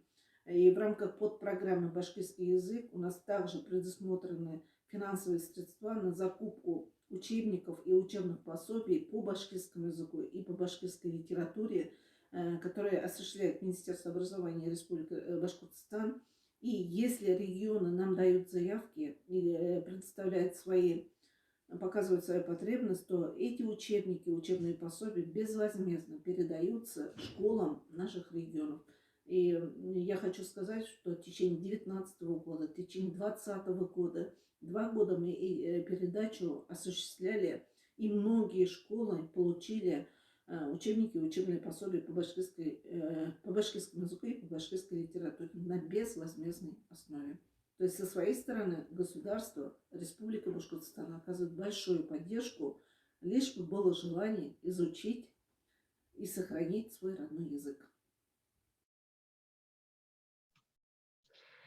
Шулай мына хөрмәтле милләттәштәр, күреп торасыгыз мына Мәгариф министрлыгының милли идараларның начальнигы Разали Расиховның әйтеү буенча, бик ентекләп матур итеп бөтәһен дә әйтеп бирде. Һәм региондарда мөмкинлектәр бар башкорт телен укырга, балаларыбызга укытырга һәм әдәбиятын укытырга. Үзебезнең балаларны, менә һезнең балаларны инде бергәләп ата-әсәләргә теләк булһа, бездән теләк кенә кирәк һәм яуаплылык кирәк дип әйтермен. Теләк белән генә булмай, яуаплылыкты тоеп, ошо юнәлештә бергәләп әйдәгез эшләйек һәм бөтә мөмкинлектәр, хукуктарыбыз менән кулланып, балаларыбызны сынапта туган телендә өйрәтеп, туган телендә тәрбияләп, балаларыбыз безнең белемле булһын, туган телен дә белһен, башка телләрне дә белһен, үзенең әдәбиятын да белһен, матур итеп фикерләп өйрәнһеннәр, үз әдәбиятын, әсәрләрен, шундый матур безнең әсәрләр, шундый көчле әсәрләребез, улардан балаларыгызны мәхрүм итмәгез, телләрен белмәһәләр, уларның аскыстары булмас, безнең шундый бөек язучыларыбызның, шагыйрьләребезнең матур-матур шундый шигырьләрен, әсәрләрен укырга уларның мөмкинлектәре булмас. Шуннан без аларны мәхрүм итәргә тиеш түгелбез бит инде. Шуңа менә бүгенге очрашуыбызның дәвамында менә нисек хәзер, нинди хәлдәр, нинди һезнең мәсьәләләр, нинди проблемалар дип әйтәм бар, шуның турында безгә әйтеп китерһегездер ул. Бәдретдинов Ильяс Юмабай улы, Курган өлкәһе башкортлары курултайы рәисенә һеҙгә һүҙ бирәбеҙ, һеҙҙе сәләмләйбеҙ, һеҙҙе күреүебеҙгә шатбыҙ. Әйҙәгеҙ беҙҙе таныштырып үтеп китегеҙ. Кемдәр кемдәр ата-әсәләр килделәр бөгөн, хәлдәрегеҙ нисек, нинди ярҙам кәрәк, нинди пландарығыҙ бәлки барҙыр, уҡытыу буйынса, артабанда балаларыбыҙҙы туған телдән айырмаҫ өсөн. Эштәгеҙме? Хәйерле кис. Курган өлкәһе башҡорттарының башҡарма комитеты исеменән барығыҙҙы сәләмләйем. Можно я на русском буду говорить, конечно. Во-первых, хотелось бы поблагодарить исполком Всемирного Курултая Башкир, родительский комитет Республики Всемирного Курултая за предоставленную возможность онлайн-встречи с родителями Курганской области. И я сразу перейду к проблемы, которые мы видим в изучении родного языка башкирского на территории нашей области. Это первое. У нас сильно идет убыль населения, миграция, вследствие чего у нас сейчас стало модным такое понятие, как оптимизация общеобразовательных организаций. Балалар Камей, укрупняется школа, и она уже күп мәктәптәр ябылып, күп типенде башкорт мәктәптәр ябыла, ул ауылдарда башкорт теле укытылмай. Шуннан күп ауылдарда, кайда мәктәптәр, компактный проживание башкир, преподавательдер табылмый. На данный момент Сафаколь мәктәбендә бер генә преподаватель, и то ул преподает в начальных классах, дополнительно ведет факультатив кружок башкирского языка. Вот Нейда Танрыкул мәктәбендә Әлмән районында 3 преподаватель. Еще бір проблема бар. Біздің көп ата-әсәйләр, алдағы выступающийлар да айтып кетті инде, некоторые не хотят, чтобы их дети изучали башкирский язык. Мына біздің активисттар бар, бүгін мен шатмын, когда была назначена онлайн-встреча в рамках мероприятий наших. родители создали сразу группу, очень активно начали обсуждение. Мен қарап оқып отырдым, не вмешивался, но очень активно начали вести работу. Өздері комитет тайлавардылар, предложениялар болды, обсуждение темы по изучению. Мен нық шатмын енді шыл неге. Мына рахмат Роза Марсовна Галееваға, Залия Салаватовнаға, Жалиль Файрузович, ол біздің оқытушы Сулейман мектебінде, как родитель, очень активные позиции, Салават Лукманов. Куп еще можно перечислить. Какие пути решения? Вот алдағы выступающих айтып действительно, семья, если в семье говорят на родном языке, уже бала развивается башкұртсалауыдай, ұрыссалауыдай деген шекілдан возможностьтары көбейе, сверстниктарына қарағанда. Ну, именно родительдерден нық зависит. Просто мен немеге алайын баштаным. Мархавай ауылы Сафакөл районында. Мәктәп ябылды, начальный мәктәп болды, яптылар мәктәпті. Балалар біта Яланский мәктәбіне йөріп оқидар. Родители нашли преподавателя, хоть пенсияла сықала, әвей, бабушка тіретейк, риза болды, она оплачивается это. Өздері балалар пятница оқып келелер, и после обеда идут в школу, хотя она закрыта, но не функционирует, но отапливается все. И ведется преподавание родного языка. Можно считать даже это на воскресный мәктәп деп айталар, оны пятничный мәктәп деп айтырга мүмкін. Ну, бүгін құрылтай яқтан мына родительдер келіп, активные бар, которые действительно озвучивают эту проблему, если пытаемся решить. Шундай мына мен негарым айтатыған өздерім. Рахмат. Рахмат, сағышығыз үшін. Әлбетте шатландыра, әудім атасылар бар екенін, өзінің тілі, милләті, балаларын келесеген ойлаған үшін. Мына мен чатта біздің бәйләніш телефондарын ядғайыным, чатқа еніп өзіңізге ядып алығыз. ВК Түркімдің ВКонтакте Түркім біздің Атай Сейдар комитеті шының да есімін ядғайыным. Инеп бәйләнешкә шунда мәгълүматны без бүлешәбез дигәндәй. Менә нимә дип әйткә килә? Әлбәттә региондарда беренче мөмкинлек бар бит инде. Ничек туган телде балаларга өйрәтергә, туган телде хаклап калырга һәм үстерергә дигәндәй.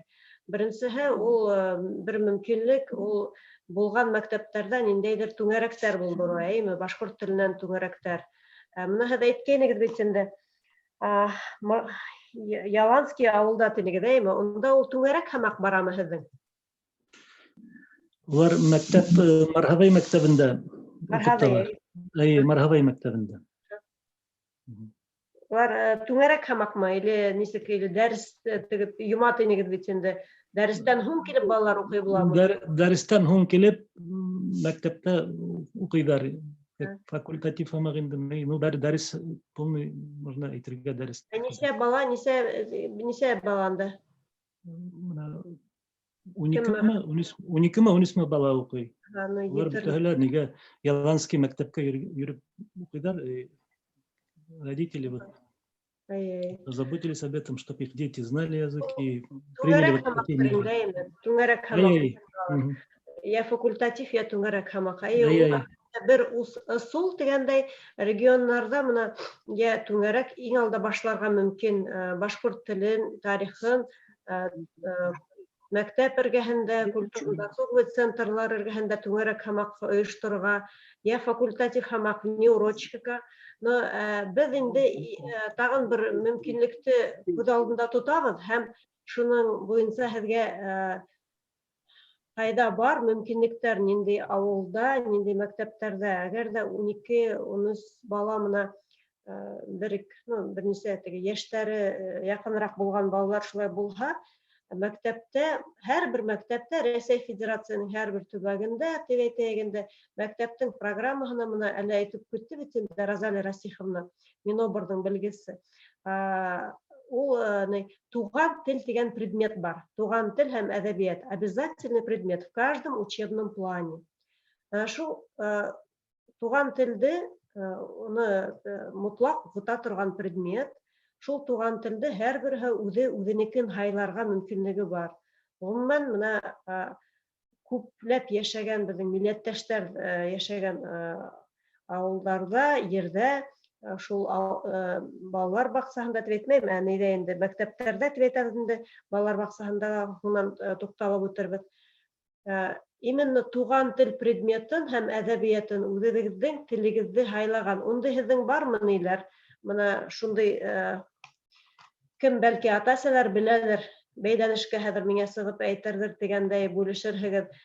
Кайдалар ошо Курган өлкәһендә мәктәптәрдә менә әлеге ата-әсәләр булган хәзер бәйләнештә һезнең туган тел предметында башкорт теле һайлаган, һайлап караган, я һораган кешеләр булдымы? Мөмкинлек, әллә укыган балалар бармы туган телде мәктәптә? Түгәрәк кеүек түгел, факультатив түгел, ә именно предмет буларак уку сәгатьләре вакытында.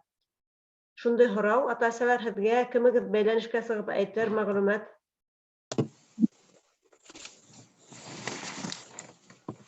Мөмкин әйтергә? Мөмкин. Кем булаһығыҙ үҙегеҙҙе таныштырығыҙ? Мин Садыҡов Жәлил Фәйрүз улы, Сөләйман мәктәбенең уҡытыусы һәм атай кеше булам инде. Яҡшы ишетәһең мине? Ишләй. Менә Ильяс Ямабаевич проблемаларҙы дөрөҫ әйтте инде ул. Мин ҡушылып әйткеһе килә, менә ниндәй нисек бына проблема башланды дип әйтәйек. 90-сы йылдары беҙҙең менә әйтәйек Баҡай ауылында башҡорт теле, тарихы, тормош сабаҡтары предметтарына беҙҙең 7-8 сәғәт була торғайны. Шунан аҙағында менә оптимизация башланғас, беҙҙең мәктәпте яптылар, беҙ икенсе мәктәпкә, Надеждинка мәктәбенә йөрөй башланыҡ. Унда беҙҙең булды башҡорт теле генә, башҡорт теле әҙәбиәте дип әйтәйек инде. Унда 2 сәғәт ҡына инде. Ул да бик зур достижение дип әйтергә була инде. Сөнки 2 сәғәт һәрге заманда ул роскошь дип әйтергә кәрәк инде. Хәҙер менә мин Сөләйман мәктәбендә эшләйем, Надеждинка мәктәбен былтыр яптылар инде, оптимизация дип әйтәбеҙ. Йөрөп эшләйбеҙ, 20 саҡрымға дип әйтәйек инде, 5 ауылдан йыйыла балалар, күбеһе уларҙың башҡорт телен өйрәнмәгән дип әйтәйек инде. Беҙҙең менә һәр 2 генә кластың балалары өйрәнә инде, 5-нче синыфтың кластары, балалары дип әйтәйек. Улар беҙҙең шул менә Надеждинкала уҡып башлағас, уларҙы уҡытып һәм уларға ҡушылдылар Сөләйман балдары, Бурмат балдары инде, 2-нсе ауылдарҙыҡы дип әйтәйек инде. 9-нсы синыфта минең 2 генә бала уҡый. 12 баланан, сөнки 9-нсы синыфтар, улар күбеһе менә 2-нсе ауылдан дип әйтәйек инде, беҙҙекеләр түгел. Уларҙы раз өйрәнмәгәс дип әйтәйек инде, башҡорт теленән әйтмәнек, шул 2 бала ғына инде. Нимә әйткеһе килә? Менә шул оптимизация ваҡытында беҙ бик күп юғалттыҡ. Үҙебеҙҙең менә уҡытыусыларҙы ла дип әйтәйек инде. Менә беҙҙең 2 курс булғайны, Курганда уҡытҡайнылар беҙҙе. 15-20 кеше сыҡты дип әйтәйек инде. Башҡортостандан беҙҙең ағайҙар, апайҙар килеп уҡытты беҙҙе. Һәм күбеһе уларҙың бөтә сығып киттеләр Силәбе, Кәписк, Коркин тирәһенә дип әйтәйек инде. Ниндәй проблема? Шул уҡ менә социаль-экономик проблемалар дип әйтәйек инде. Юлдар юҡ, эш юҡ, ауылдар бөтә яйҙа дип әйтәйек инде. Менә, дөрөҫөн әйткәнсе, мөшкөл хәл инде беҙҙең. Менә әйтәйек, алайыҡ беҙҙе Баҡай ауылын дип әйтәйек инде. Һыу юҡ, юл юҡ, газ юҡ, эш юҡ. Менә йөрөп эшләй инде, 20 саҡрымға дип әйтәйек инде. Күбеһе менә күрше ауылдарға йөрөп эшләйҙәр инде. Кемдер менә бер трудоспособный возраст дип әйтәйек инде, шулай инде. Минекенсе ул мына ике проблеманы бергә решайттыра кирәк инде. Социаль экономик проблемаларын да төбәттәк инде. Һәм мына телдә иконды югатырга ярамай. Мына әйтергә алдан быны эшләйек, ада кунын тек, улай килеп сыкмай инде.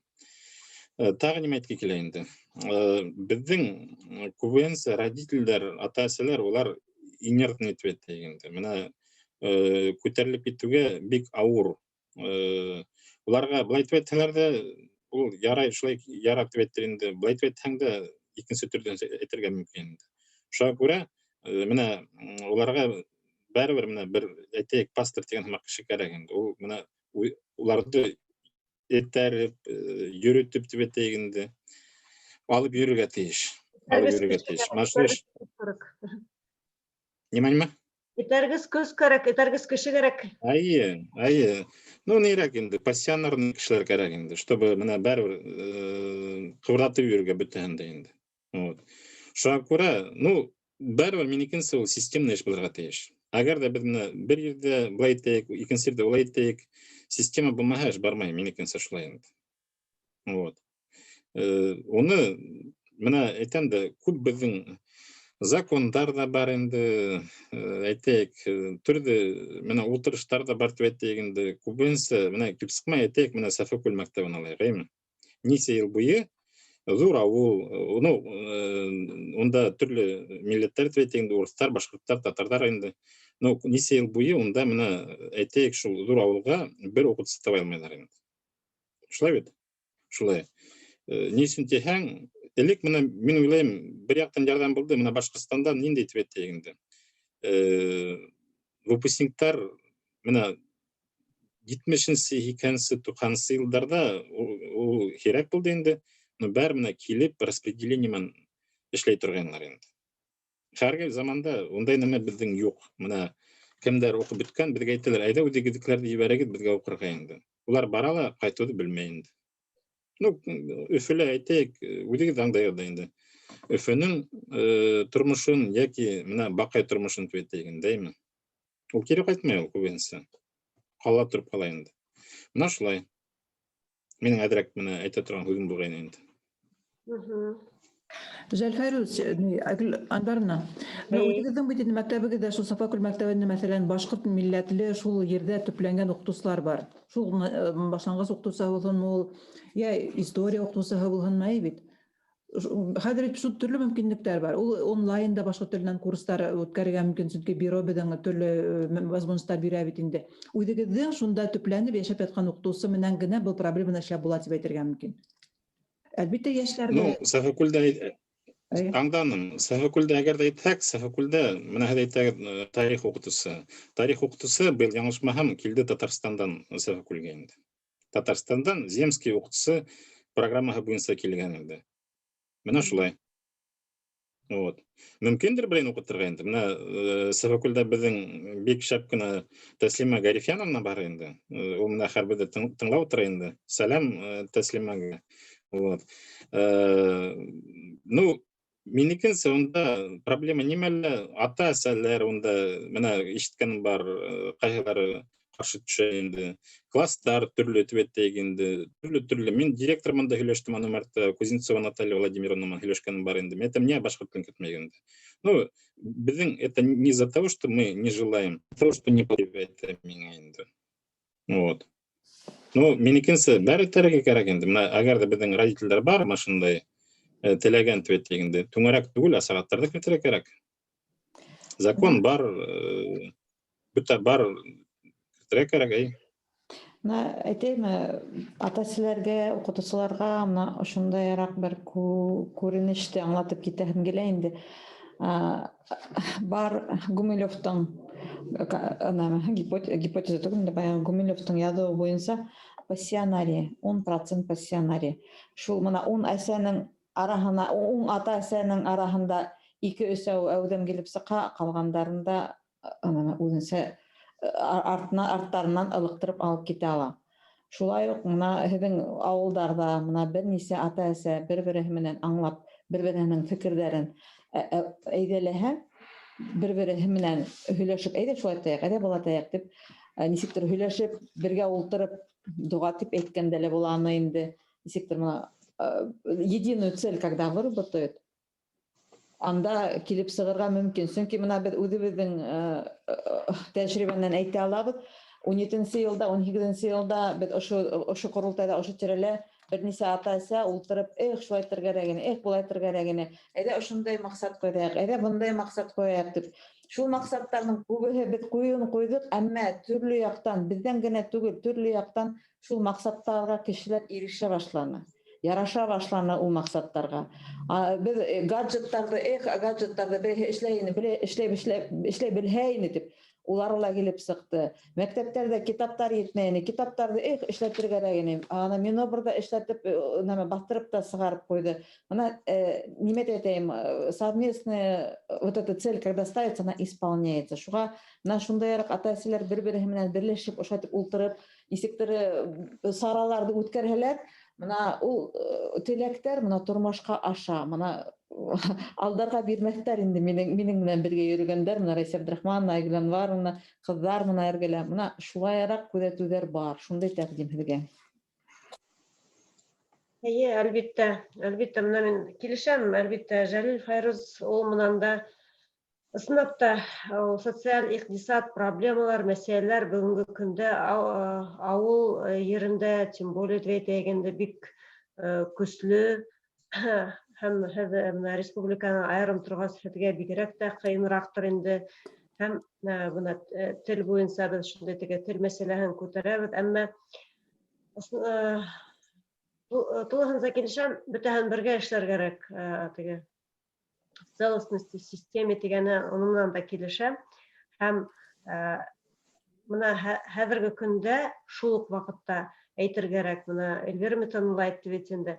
Без менә ата-әсәләр тел буенча шайтып бергә оешып, бергә эшләп, бергә уйлап, фикердәшләр табып эшләй башланык.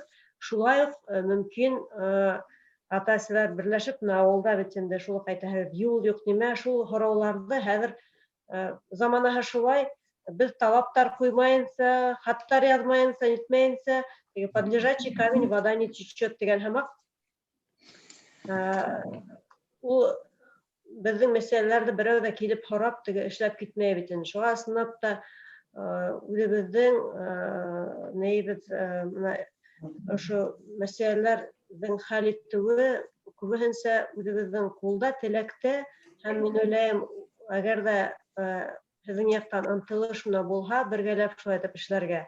Менә Курултайдың ягынан да ярдәм бәлки булыр шундый һорауларда һезгә социаль икътисад ягынан бер ничектер ярдәм, безнең правительство ягынан да бәлки шундый планнар булып китер дигәндә, яки яңа концепциялар, планнар, программалар булыр.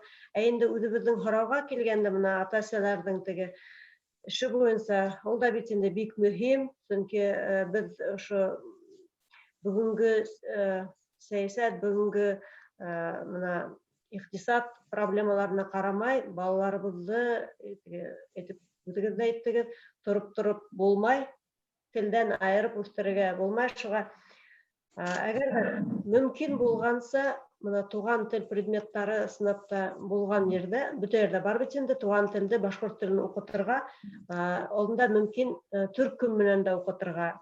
Һәм менә әйттегез, укытучылар юк. Кайбер ердә укытучылар булһа ла, уларның бәлки артык ынтылышы ла булмай, ундый да хәлләр булып сыга менә. Укытучылар мәсьәләһенә килгәндә, мин әйтермен, менә хәзер Минобрда, менә колледжда безнең переподготовка кадров дигән бар. Безнең Баязитов Сентябрь Бектимирович хәзер колледжның директоры, ул күп әйтә бит инде, кыска гына осорда, кыска гына вакытта, әгәр дә икенче предметта алып барган укытучылар бар икән, теләге булган, уларны переподготовка узгарып, башкорт теле әдәбияты укытучысына нитеп укытып сыгарга мөмкинлектәр бар республиканың, һәм унда ярдәм күрәтергә лә каралган. Әйгәндәрне әйтә, без туган өлкәһендәге укытучыларга һүз бирәйек әле. Менә Шәрифиянова Тәслимә Гарифиянна связьдән бәйләнештә бит менәнме? Сафакүлдән. Тәслимә Гарифиянова.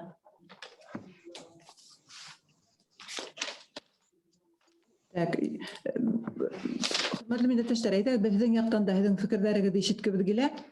Кул күтәреп кенә үдегез фикерләрегезне әйтегез зинһар. Сагадиева Гүзәлия Гайнулловна библиотекарь дип билгеләнгән миндә. Менә һездә китаптар менән хәлләр нисек, мәдәни китаптар, нәфис библиотекалар китаптар бармы? Шуның турында әйтергә теләгез барды бәлки. Садыкова Нурзия Барыевна, шулай ук мәктәптә укыта дип аңлавымча укытучысы. Связьдәге шулай бит. Сыгып үдегезнең фикерләрегезне әйтегез. Нурзия Барыевна, микрофоныңызды ебәрегез әй. Беренче ел гына эштәйм әле.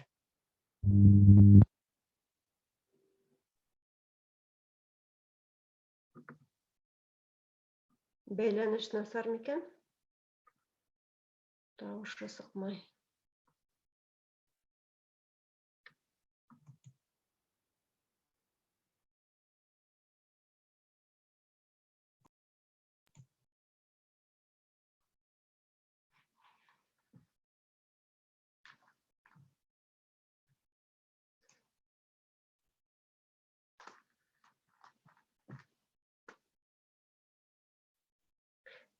Улай булгас, Нурзия Садыковна бәйләнешкә сыга алмай шикелле. Тәслимә Гарифовна, һез безне ишетәгезме? Башкорт тел укытучылары Ишетәм. Сыктым. Экраныңызды включайтегез әле, пожалуйста. Безне күрәйек әле. Күрәйек, таныйк, танышайык.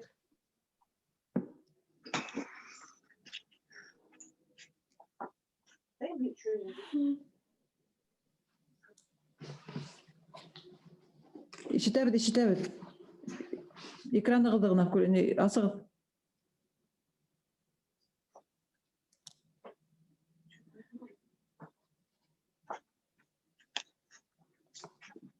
Так, еще бы включить. Так,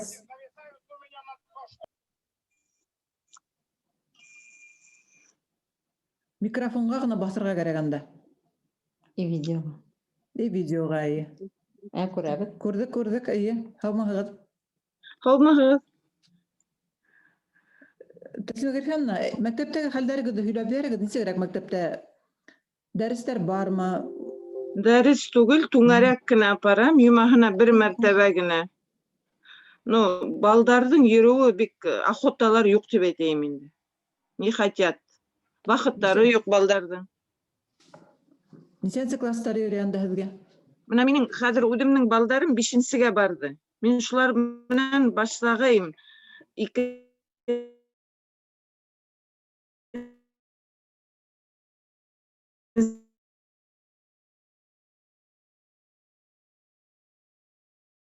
3-сілі. Алар ихлас йөрүгә ине. Но монда желающийлар юк дип әйтәм. Шулар больше юк балдар. Начальник классы. Һәр менә 1-нче класс алган, анда желающийлар тоже юк. Ата-әсәләр менән нинди эш алып барыла? Директор ягынан. Ата-әсәләре безнең менә активная Азалия Салаватовна, шуның кызы менә йөри, алар 5-нчелә укый. Булай юк. Мин әйтеп карандым, но родительләрдән күп нәмә идет родительләрдән дип әйтәм. Нимә тидәр? Сәбәбе нимәлә икән? Балдар алар телде белмәй. Балдар вообще телде белмәй. Элементарный даже сүзләрне әйтә алмыйлар. Ай. Алар мам авыр. Аңлавы һезгә балалар бакчаларына башарга кирәк дип аңлайбыз. Шулай бит инде. Әгәр дә ул инде өйрәнмәй икән. Һез үдегез әйттегез дә, менә бала туа икән, ата-әсәләре сразу же мама дип өйрәтмәй, әсәй, инәй дип әйтергә тиеш. Алар бөтә мама булгас уже нимә дип әйтә? Өйдә һөйләшмәйдәр дип әйтәләр балдар. Минең менә өйдә үдемнең 2 бала, но минең границы юк инде. Татарма, башкортма, шулай бөтәмендә смешаться итеп үткәртеп әйтәм инде. Но минекләр аңлай, һөйләшергә инде кызым һөйләшә, но улар татарча дип әйтәм инде. Но мин үзем башкорт авылында үскән, миңа шуңа якынрактыр инде. Минең иптәшләрем бөтә башкорт авылыннан. Шуңа үзем менә тырышкайм, но юк. Желающийлер юк дип әйтәм, дөрес әйткәнсең. Роза Марксовнаның менә малайы йөрәләр, может, бала берәй 5 күп балдар юк. Менә кисәнге мин үзем шул WhatsApp'та укыным. Сый кәрәк дип әйтәләр, но белмәйм. Карарбыз нимә булыр икән, менә шул встречанан адак. Проблеманы решать итү юлдарын тәкъдим итегез әле. Ничегрәк башлайбыз эшләрне тимәк. Без бит һөйләштек тә беттек булырга тиеш түгел. Бүген безнең йыелыштың ниндәй решение булырга тиеш. Әйдәгез, милләттәшләр, буны ошылай тәйек. Әйдәгез, нимәне башлайбыз? Детский садиктан башлайык. Баксанан. Бәләкәй балдардан. Беләйек, вот нимәндәй семьялардан икән балдар. Баксанан башлайык. Может, анан желающийлар да бар. Барыгыз да ризагыз, әйбит. Демәк, булай дип һөйләшәбез. Хәзер менә ошында утырган, безнең менә спискта дип әйтәм инде, бүгенге йыелышта 22 кеше булды. Киләһе елга апрель-майда бит инде безнең мәктәптәргә, балалар баксаларына гаризалар язу һездән тора, һәр берегездән тора. Демәк, шулай дип һөйләшәбез, демәк. Киләһе елга балалар баксаһына һезнең гаризаларыгыз булырга тиеш. Һәм мәктәптәргә туган телдә укый, минем укыясак дигән һөйләшүдә бүгенге йыелыштың решение дип сыгарабыз. Пункт 1. Шулай дип һөйләшәбезме? Йыелыштың решение шулай. Әйдә, баксанан башлайык дип һөйләшәйек. Бар тәкъдимнәр ниндәй авылдарда, кайһы авылдарда иң башта балалар баксаһын, менә башкорт төркемнәрен асу мөмкинлеге бар әлегә. Кайдан башларга мөмкин? Безнең районда нимәндәй баксалар? Шул Сөләймәндә менә хәзер Җәлил Файрузович эшләгән авылда. Шәм безнең Сибиряк бар. Булай, по-моему, садиктарда бик, ну кискәй инде нисә генә бала йөри анда. Авылдардан башлайык. Безгә һәрбер бала Сафакүлдең яңашылды. Безнең монда һәрбер бала турында һөйләйбез бит. Безгә бер бала кадерле, безнең ситуациялар бит, 2 бала тем более. Шуңа görə давайте һәрбер балага игътибарлы булайык. Шулай бит инде милләттәшләр. Так, Сөләйман авылында һәм ниндәй авыл тинегез? Сибиряк, минем? Сибиряк авылында балалар йөргән мөмкин дигез. Ошо авылдан безнең монда яшәүчеләр бармы? Монда катнашучылар бармы ошо авылдан? Ошо авылдарда. Күрмәймен дә, Сибирякта мин күрмәйм. Ильяс Жумабаевич задание тимәк. Ильяс Жумабаевич, Сибиряк юк. Сибиряктан юк, монда күрмәйм инде ул списокта. Абылтай авылында предварительно директор менен һөйләшкән, анда даже уже кружок нужно вводить. Сафакүлнең үзендә бармы садикта балалар баксаһы? Бар, кай булмый. Безнең садик бар, Сафакүлдә бар садик. Бар садик. Бар, аны балалар төркеме бармы анда башкорт? Балалар күп. Башкорт төркеме? Аны мин белмәйм. Ильяс Жумабаевич белә инде. Ильяс Жумабаевич бармы? Ана тәкъдим итәм инде ата-әсәләр менән осрашырга безгә. Чат булдырырга, осрашырга һәм һөйләшергә. Менә балалар баксаларында йөриләр бит инде, Сафакүлдә тибәтәгез бит инде ата-әсәләр бар. Анда мөмкинчелек булдырырга ата-әсәләрдән тора бит инде бүгенге көндә. Шул ата-әсәләр менән осрашырга, бәлки ошондай зум осрашу кирәк булһа, аңлату эш алып барырга кирәк булһа, йыелышып безгә мөрәҗәгатьтәләр ата-әсәләр менән аңлату эшләрен алып барырбыз. Ни өчен ул туган телдә һәм ничек уның менән кулланырга. Шунан башлайык инде. Шунан башлайбыз. Тагын әйткем килә, менә безнең төркемдә, мин бая әйтеп тә үткәнем, безнең ВКонтакте төркемендә, ата-әсәләр комитетында гаризаларның өлгеләре бар. Региондар өчендә, балалар баксаһында булдыру өчен башкорт төркемнәрен, мәктәптә туган тел предметында башкорт телен укыту әдәбиятын өчендә анда законга таянып, бөтә кануниятна язылган гаризаның заявленияларның өлгеләре, образцы бар. Ике телдә һөйләйм инде, синхронный переводман дигәндәй. Һәм шунан да алырга була, бездән менән дә әйтәбез бит, без бөтә нинди ярдәм кирәк.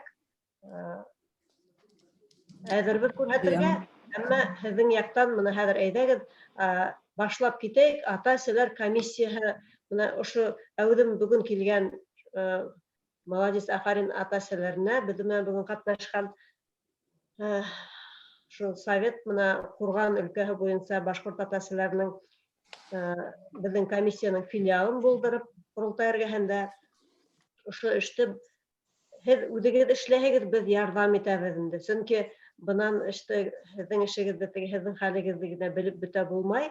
Әлбиттә, үҙегеҙҙән күп тора. Ата-әсәләрҙе әүҙем берләштереп, бергәләп эшләргә.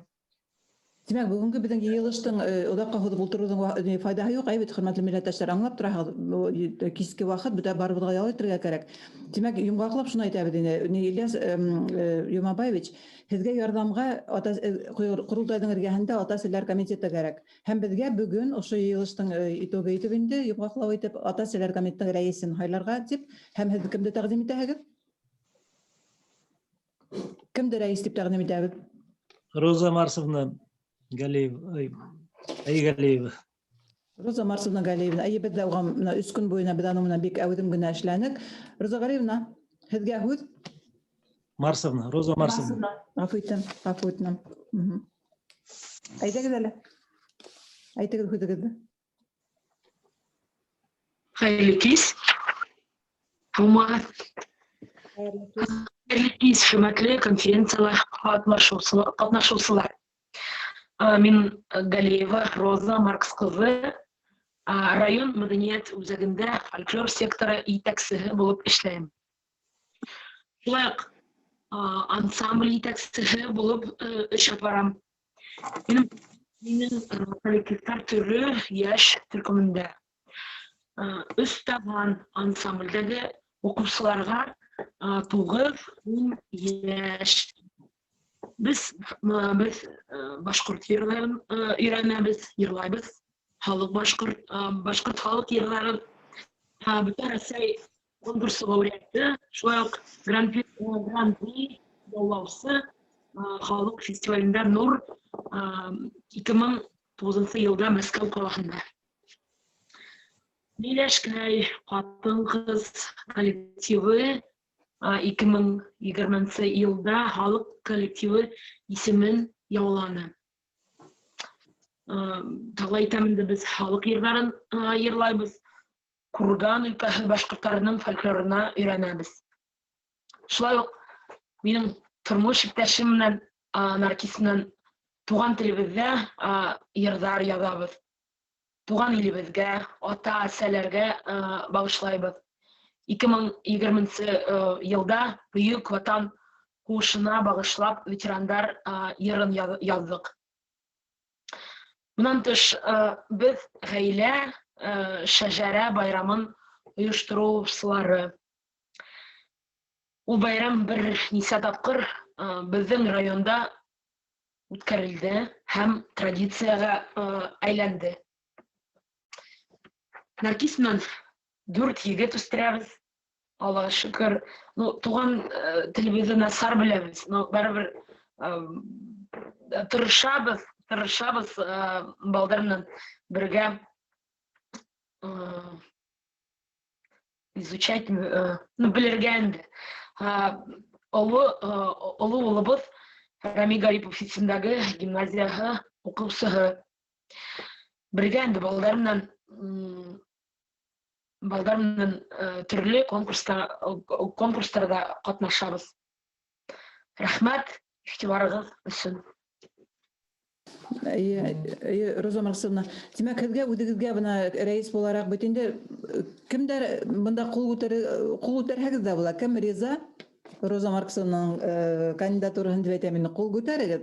Әгәр дә үҙара ниндәйҙер башҡа решениелар булһа инде, үҙара мына шул ата-әсә ҡоролтайығыҙ эргәһендә йыйылыштар ойоштороп, үҙегеҙҙең инде ағзаларығыҙҙы тимәк һайлайһығыҙ бит. Ул количество буйынса, һан буйынса беҙ һеҙгә ограничение ҡуймайбыҙ. Һеҙгә ниндәй ярҙам буйынса кәрәк? Мәғариф буйынса берәү булырға мөмкин, мәҙәниәт буйынса икенсе кеше, спорт буйынсамы, йәш ғаиләләр буйынсамы, садиктар буйынсамы, һәр береһе буйынса төрлө ата-әсәләрҙе һайлап ҡуйып, бына нисектер эште урынынан ҡуҙғатып ебәрергә кәрәк инде. Ни булһа ла. Ильяс Юмабаевич, һеҙҙең контроль аҫтында тип әйтәм инде, һәм Роза Марксовнаның матур етәкселеге аҫтында, тем более коллективты алып барғас, уның ойоштороу һәләте моғайын барҙыр тип ышанабыҙ. Беҙгә сыныпта өмөттәр баҡлап ҡалабыҙ. Был ата-әсәләр йыйылышы нимәнән башланды? Бөгөн ошо форум, беҙ форумға әҙерләнәбеҙ. Алла бирһә, апрель айы булыр микән, бөтә республика һәм региондағы ата-әсәләр комитеты рәйестәрен йыйып, беҙ хәбир ниндәй ҡатнашҡандай бит.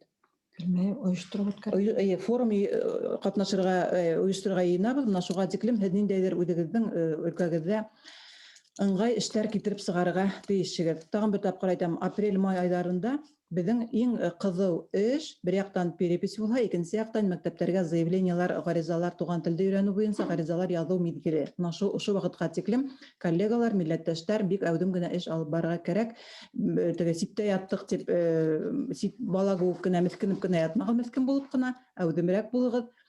Милләтебеҙҙе үҫтерәйек, беҙ барбыҙ, буласаҡбыҙ тигән өмөт менән йәшәйек. Шунда ғына беҙ милләт булараҡ, үҙебеҙҙе шәхес булараҡ күрәтә алабыҙ. Тағын әйтеүселәр бармы? Фекерҙәрегеҙ бармы артабан? Тимәк, Роза Ғәлиевна, беҙ һеҙ менән һәр ваҡытта бәйләнештә буласаҡбыҙ, бит? Һеҙ миңә, Марксовна, һеҙ миңә ата-әсәләр комитетының списогын төҙөп, кем нимә өсөн яуап бирә, мына шуларҙы төҙөп, һәм артабан инде хатта ай һайын тибәдәм, аҙна-һайын булһа ла, ниндәйерәк эш эшләнегеҙ, кем нисә заявление яҙҙы, кем нимә эшләне, мына шуның тураһында мәғлүмәтле булып, беҙ һеҙҙе баяғына Йәмил Фәйрүзов әйтте инде, беҙҙе этәргә кеше кәрәк дип, шулай этәүсе кеше булабыҙ инде, хәҙер беҙ һеҙҙең артығыҙҙан нимә эшләнегеҙ, отчет бирегеҙ дип, һеҙҙән таптырып торасаҡбыҙ. Бәлки шулай итеп эш барыр алға тип өмөтләнәбеҙ инде. Һорауҙар бармы? Беренсә кәңәш әйтеп үтәйен тигән Миләүшә Фәзетдиновна. Мына хәҙер Роза Марксовнаға алашын, мына әүҙем атай бар үтен Садыков Жалил Файрузович та бар. Бергә ысынапта бергәләп эшләр кәрәк һәм планнар ҡороп үҙегеҙгә, планнар ҡороп ата-әсәләрҙе нисек ылыҡтырырға, шуның тураһында уйлар кәрәк, нисек берләштерергә, нисек уларҙы туған телде теге мына кәрәклеген аңлатыу эшен алып барыр кәрәк. Беҙ нисек эшләй башланыҡ? Беҙ үҙебеҙ төрлө балалар менән бергә, ата-әсәләр менән бергә төрлө башҡорт ғөрөф-ғәҙәттәрен, уйындары менән бергә сығып, тәбиғәткә сығып, бергә башҡортса уйындар уйнап, бергә йыйылышып, шундай саралар ойошторҙоҡ үҙебеҙ. Ата-әсәләр йөрөнөк тигәндәй, балалар өсөн бәләкәй генә призлар алып бит шундай китаптар ниләр менән конфеттәрме тигәндәй, уларҙың араһында, улар балалар бит ярышырға ярата. Уларҙы әҙләп матур итеп үҙебеҙҙең теләктәре юҡ тиһегеҙ бит инде, ҡайбер балаларҙың да. Әлбиттә, йома көнө бөтә балалар да икенселәр ҡайтып киткәс, уларҙың теләктәре булмай, айырым мында ултырырға телде өйрәнергә. Шуға уларҙың бар икән хоҡуҡтары, туған тел мәктәп дәрестәре ваҡытында өйрәнергә. Шуның тураһында ла уйлар кәрәк. Әйҙәгеҙ шул туған телендә үҙҙәренең башҡорт телен өйрәнһендәр, тем более директор ҡаршы булмаҫ тип. Әгәр ҙә аның мөмкинлектәрен беҙ артабан матур итеп аңлатырбыҙ. Ә былай мына инде шундай әле бөгөн булған чатта, үҙегеҙ чат уже ҡорғанһығыҙ бит инде, шул чатҡа тағын ата-әсәләрҙе саҡырыр кәрәк.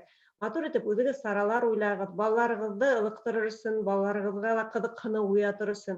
Үҙегеҙ тәжрибә күрәтегеҙ, үҙегеҙ башҡортса һөйләшегеҙ, үҙегеҙҙең мәҙәниәт менән, үҙегеҙҙең теге тарихты өйрәнеп тигәндәй, үҙегеҙ балаларығыҙға өлгө күрәтһәгеҙ, улар ҙа һеҙҙең артығыҙҙан әлбиттә ынтыласаҡ. Шундай бөгөн бөтә килгән ата-әсәләргә ҡатнашҡан ҡунаҡтарға ла тәүҙегә лә рәхмәт. Йәлил Фәйрүз улы, һеҙ нимә әйтергә теләйһегеҙме? Ҡул күтәргәнһегеҙ. Ул ҡул күтәрергә тип, мына нигә әйттегеҙ ҙә инде. Мин баланың, әйткем килә, мина нимә әйткем килә. Әгәр дә беҙҙең хәр теләйбеҙ икән эш бар тип нитә, мин үҙемдекенсә нисек ҡарайым инде. Һәр бер ауылда, йәки мәктәптә тип әйтәйек инде, әгәр ата-әсәләр йыйылышы булһа, собрание булһа, обязательно булырға тейеш ҡоролтайҙың представителе. Райондан килеп, аңлатып, ни өсөн тиһәң, күп мәктәптәрҙә беҙҙең ул бөтә ситтән үтәлә китә тип әйтәйек инде. Халыҡ даже белмәй ҙә ҡала, заявление яҙырғамы, юҡмы инде, нимәгә инде, ҡалай инде. Вот әйтәм дә, һеҙ әйтәгеҙ, апрель май айы, допустим. Шул нәйгә обязательно интерәк кәрәк. Эште алып барып, шундай класстар, шунда кертәйек, шунда нитәйек. Менә һәрбер авылдың, һәрбер мәктәптең нейін ҡара кәрәк. Ситуацияны тип әйтәйек инде. Уҡытыусылар буйынса. Менә дөрөҫөн әйткәнсә, күп ауылдарда менә ҡарайыҡ, Һартабдрәш ауылы, Ялан ауылы тип әйтәйек инде. Абултай ауылы. Менә Абултайда бик яҡшы уҡытыусылар булды. Бик көслө ни тип әйтәйек инде. Уҡыттылар башҡортса. Бөтә бөттө. Кеше юҡ. Вот. Уны яки менә һеҙҙең яҡтан әйтәм дә, студенттар килеп уҡытырға инде, яки беҙҙекенән менә ебәрмәйенсә уҡытып инде. Бәр проблемаларҙан терәк кәрәк. Сисергә тип әйтәм инде. Менә шулай. Планлы гына ҡурып, ултырып план төҙөргә, шул пландан уже этап менән күсергә инде. Шулайса бөтә нәмә планлы, маҡсатлы булырға тейеш. Илья Зимабаевич, һеҙҙең баҡсағыҙға ла таш ырғытылды, тимәк, ҡоролтай яғынан да ниндәйҙер контроль булырға тейеш, ниндәйҙер генә түгел, ҙур контроль булырға тейеш, тип аңланыҡ инде. Һәр ауыл буйынса план төҙөп, һәр ауыл буйынса кешеләрҙе списогын алып, әүҙем генә булған, шул ойоштороу моменты ла етмәйҙер, тимәк. Һеҙҙең чатығыҙға ссылкалар ташларбыҙ, ебәрербеҙ. Шунда ата-әсәләрҙе артабан туплағыҙ һәм ошо ссылкалар менән бүлешәгеҙ, анда мәғлүмәтле булырығыҙ тип уйлайбыҙ инде. Сөнки мәғлүмәт бүгенге көндә һеҙгә күп килеп етте бит инде. Ҡайбер нәмәләрҙе һеҙ бәлки аңлап та етмәгәнегеҙҙер ҙә, бүгенге генә асыҡлағанығыҙҙыр. Шуға шул мәғлүмәтте беҙҙең чаттарҙан алалағыҙ, беҙҙең сәхифәнән алалағыҙ. Шуға әйҙәгеҙ, бергә аралашып, бергә беребеҙгә теләк булып, артабан эште башҡарайыҡ. Ысынлап та, ҡайһы саҡта мәғлүмәт етмәй ҡала, ҡайбер ата-әсәләргә, күп ата-әсәләргә беҙ ҡайнайбыҙ, ә ҡайһыбыҙҙарға мәғлүмәт етмәй һәлә, информация. Шуға шуның еткереүе тураһында иғландар яҙыпмы һәр бер мәктәптә, йыйылабыҙ башҡорт ата-әсәләре, ошо телефонға яҙығыҙ, чатмы типме, икенселәй типме. Әүҙем ата-әсәләрҙе беренсәүҙә һәр бер ауылдан, мәктәптән шулай итеп йыйырға кәрәк. Шулай итеп эш башлап ебәрергә була. Беҙ һәр ваҡытта бәйләнештә, һәр ваҡытта шылтыратырға мөмкин. Әйтеүселәр бөттөмө, теләүселәр, фекерҙәр? 3-кә тиклем һанайым, булмаһа 1, 2, 3. Ярай, хөрмәтле милләттәштәр. Рәхмәт әйтте. Гүзәлия Сәғәдиевна, рәхмәт. Һау булығыҙ, ҙур рәхмәт, барығыҙға ла. Итән һау булайыҡ. Рәхмәт. Һау булығыҙ. Рәхмәт. Итән булығыҙ. Ҡушылығыҙ беҙҙең ата-әсәләр комитеты төркөмөнә.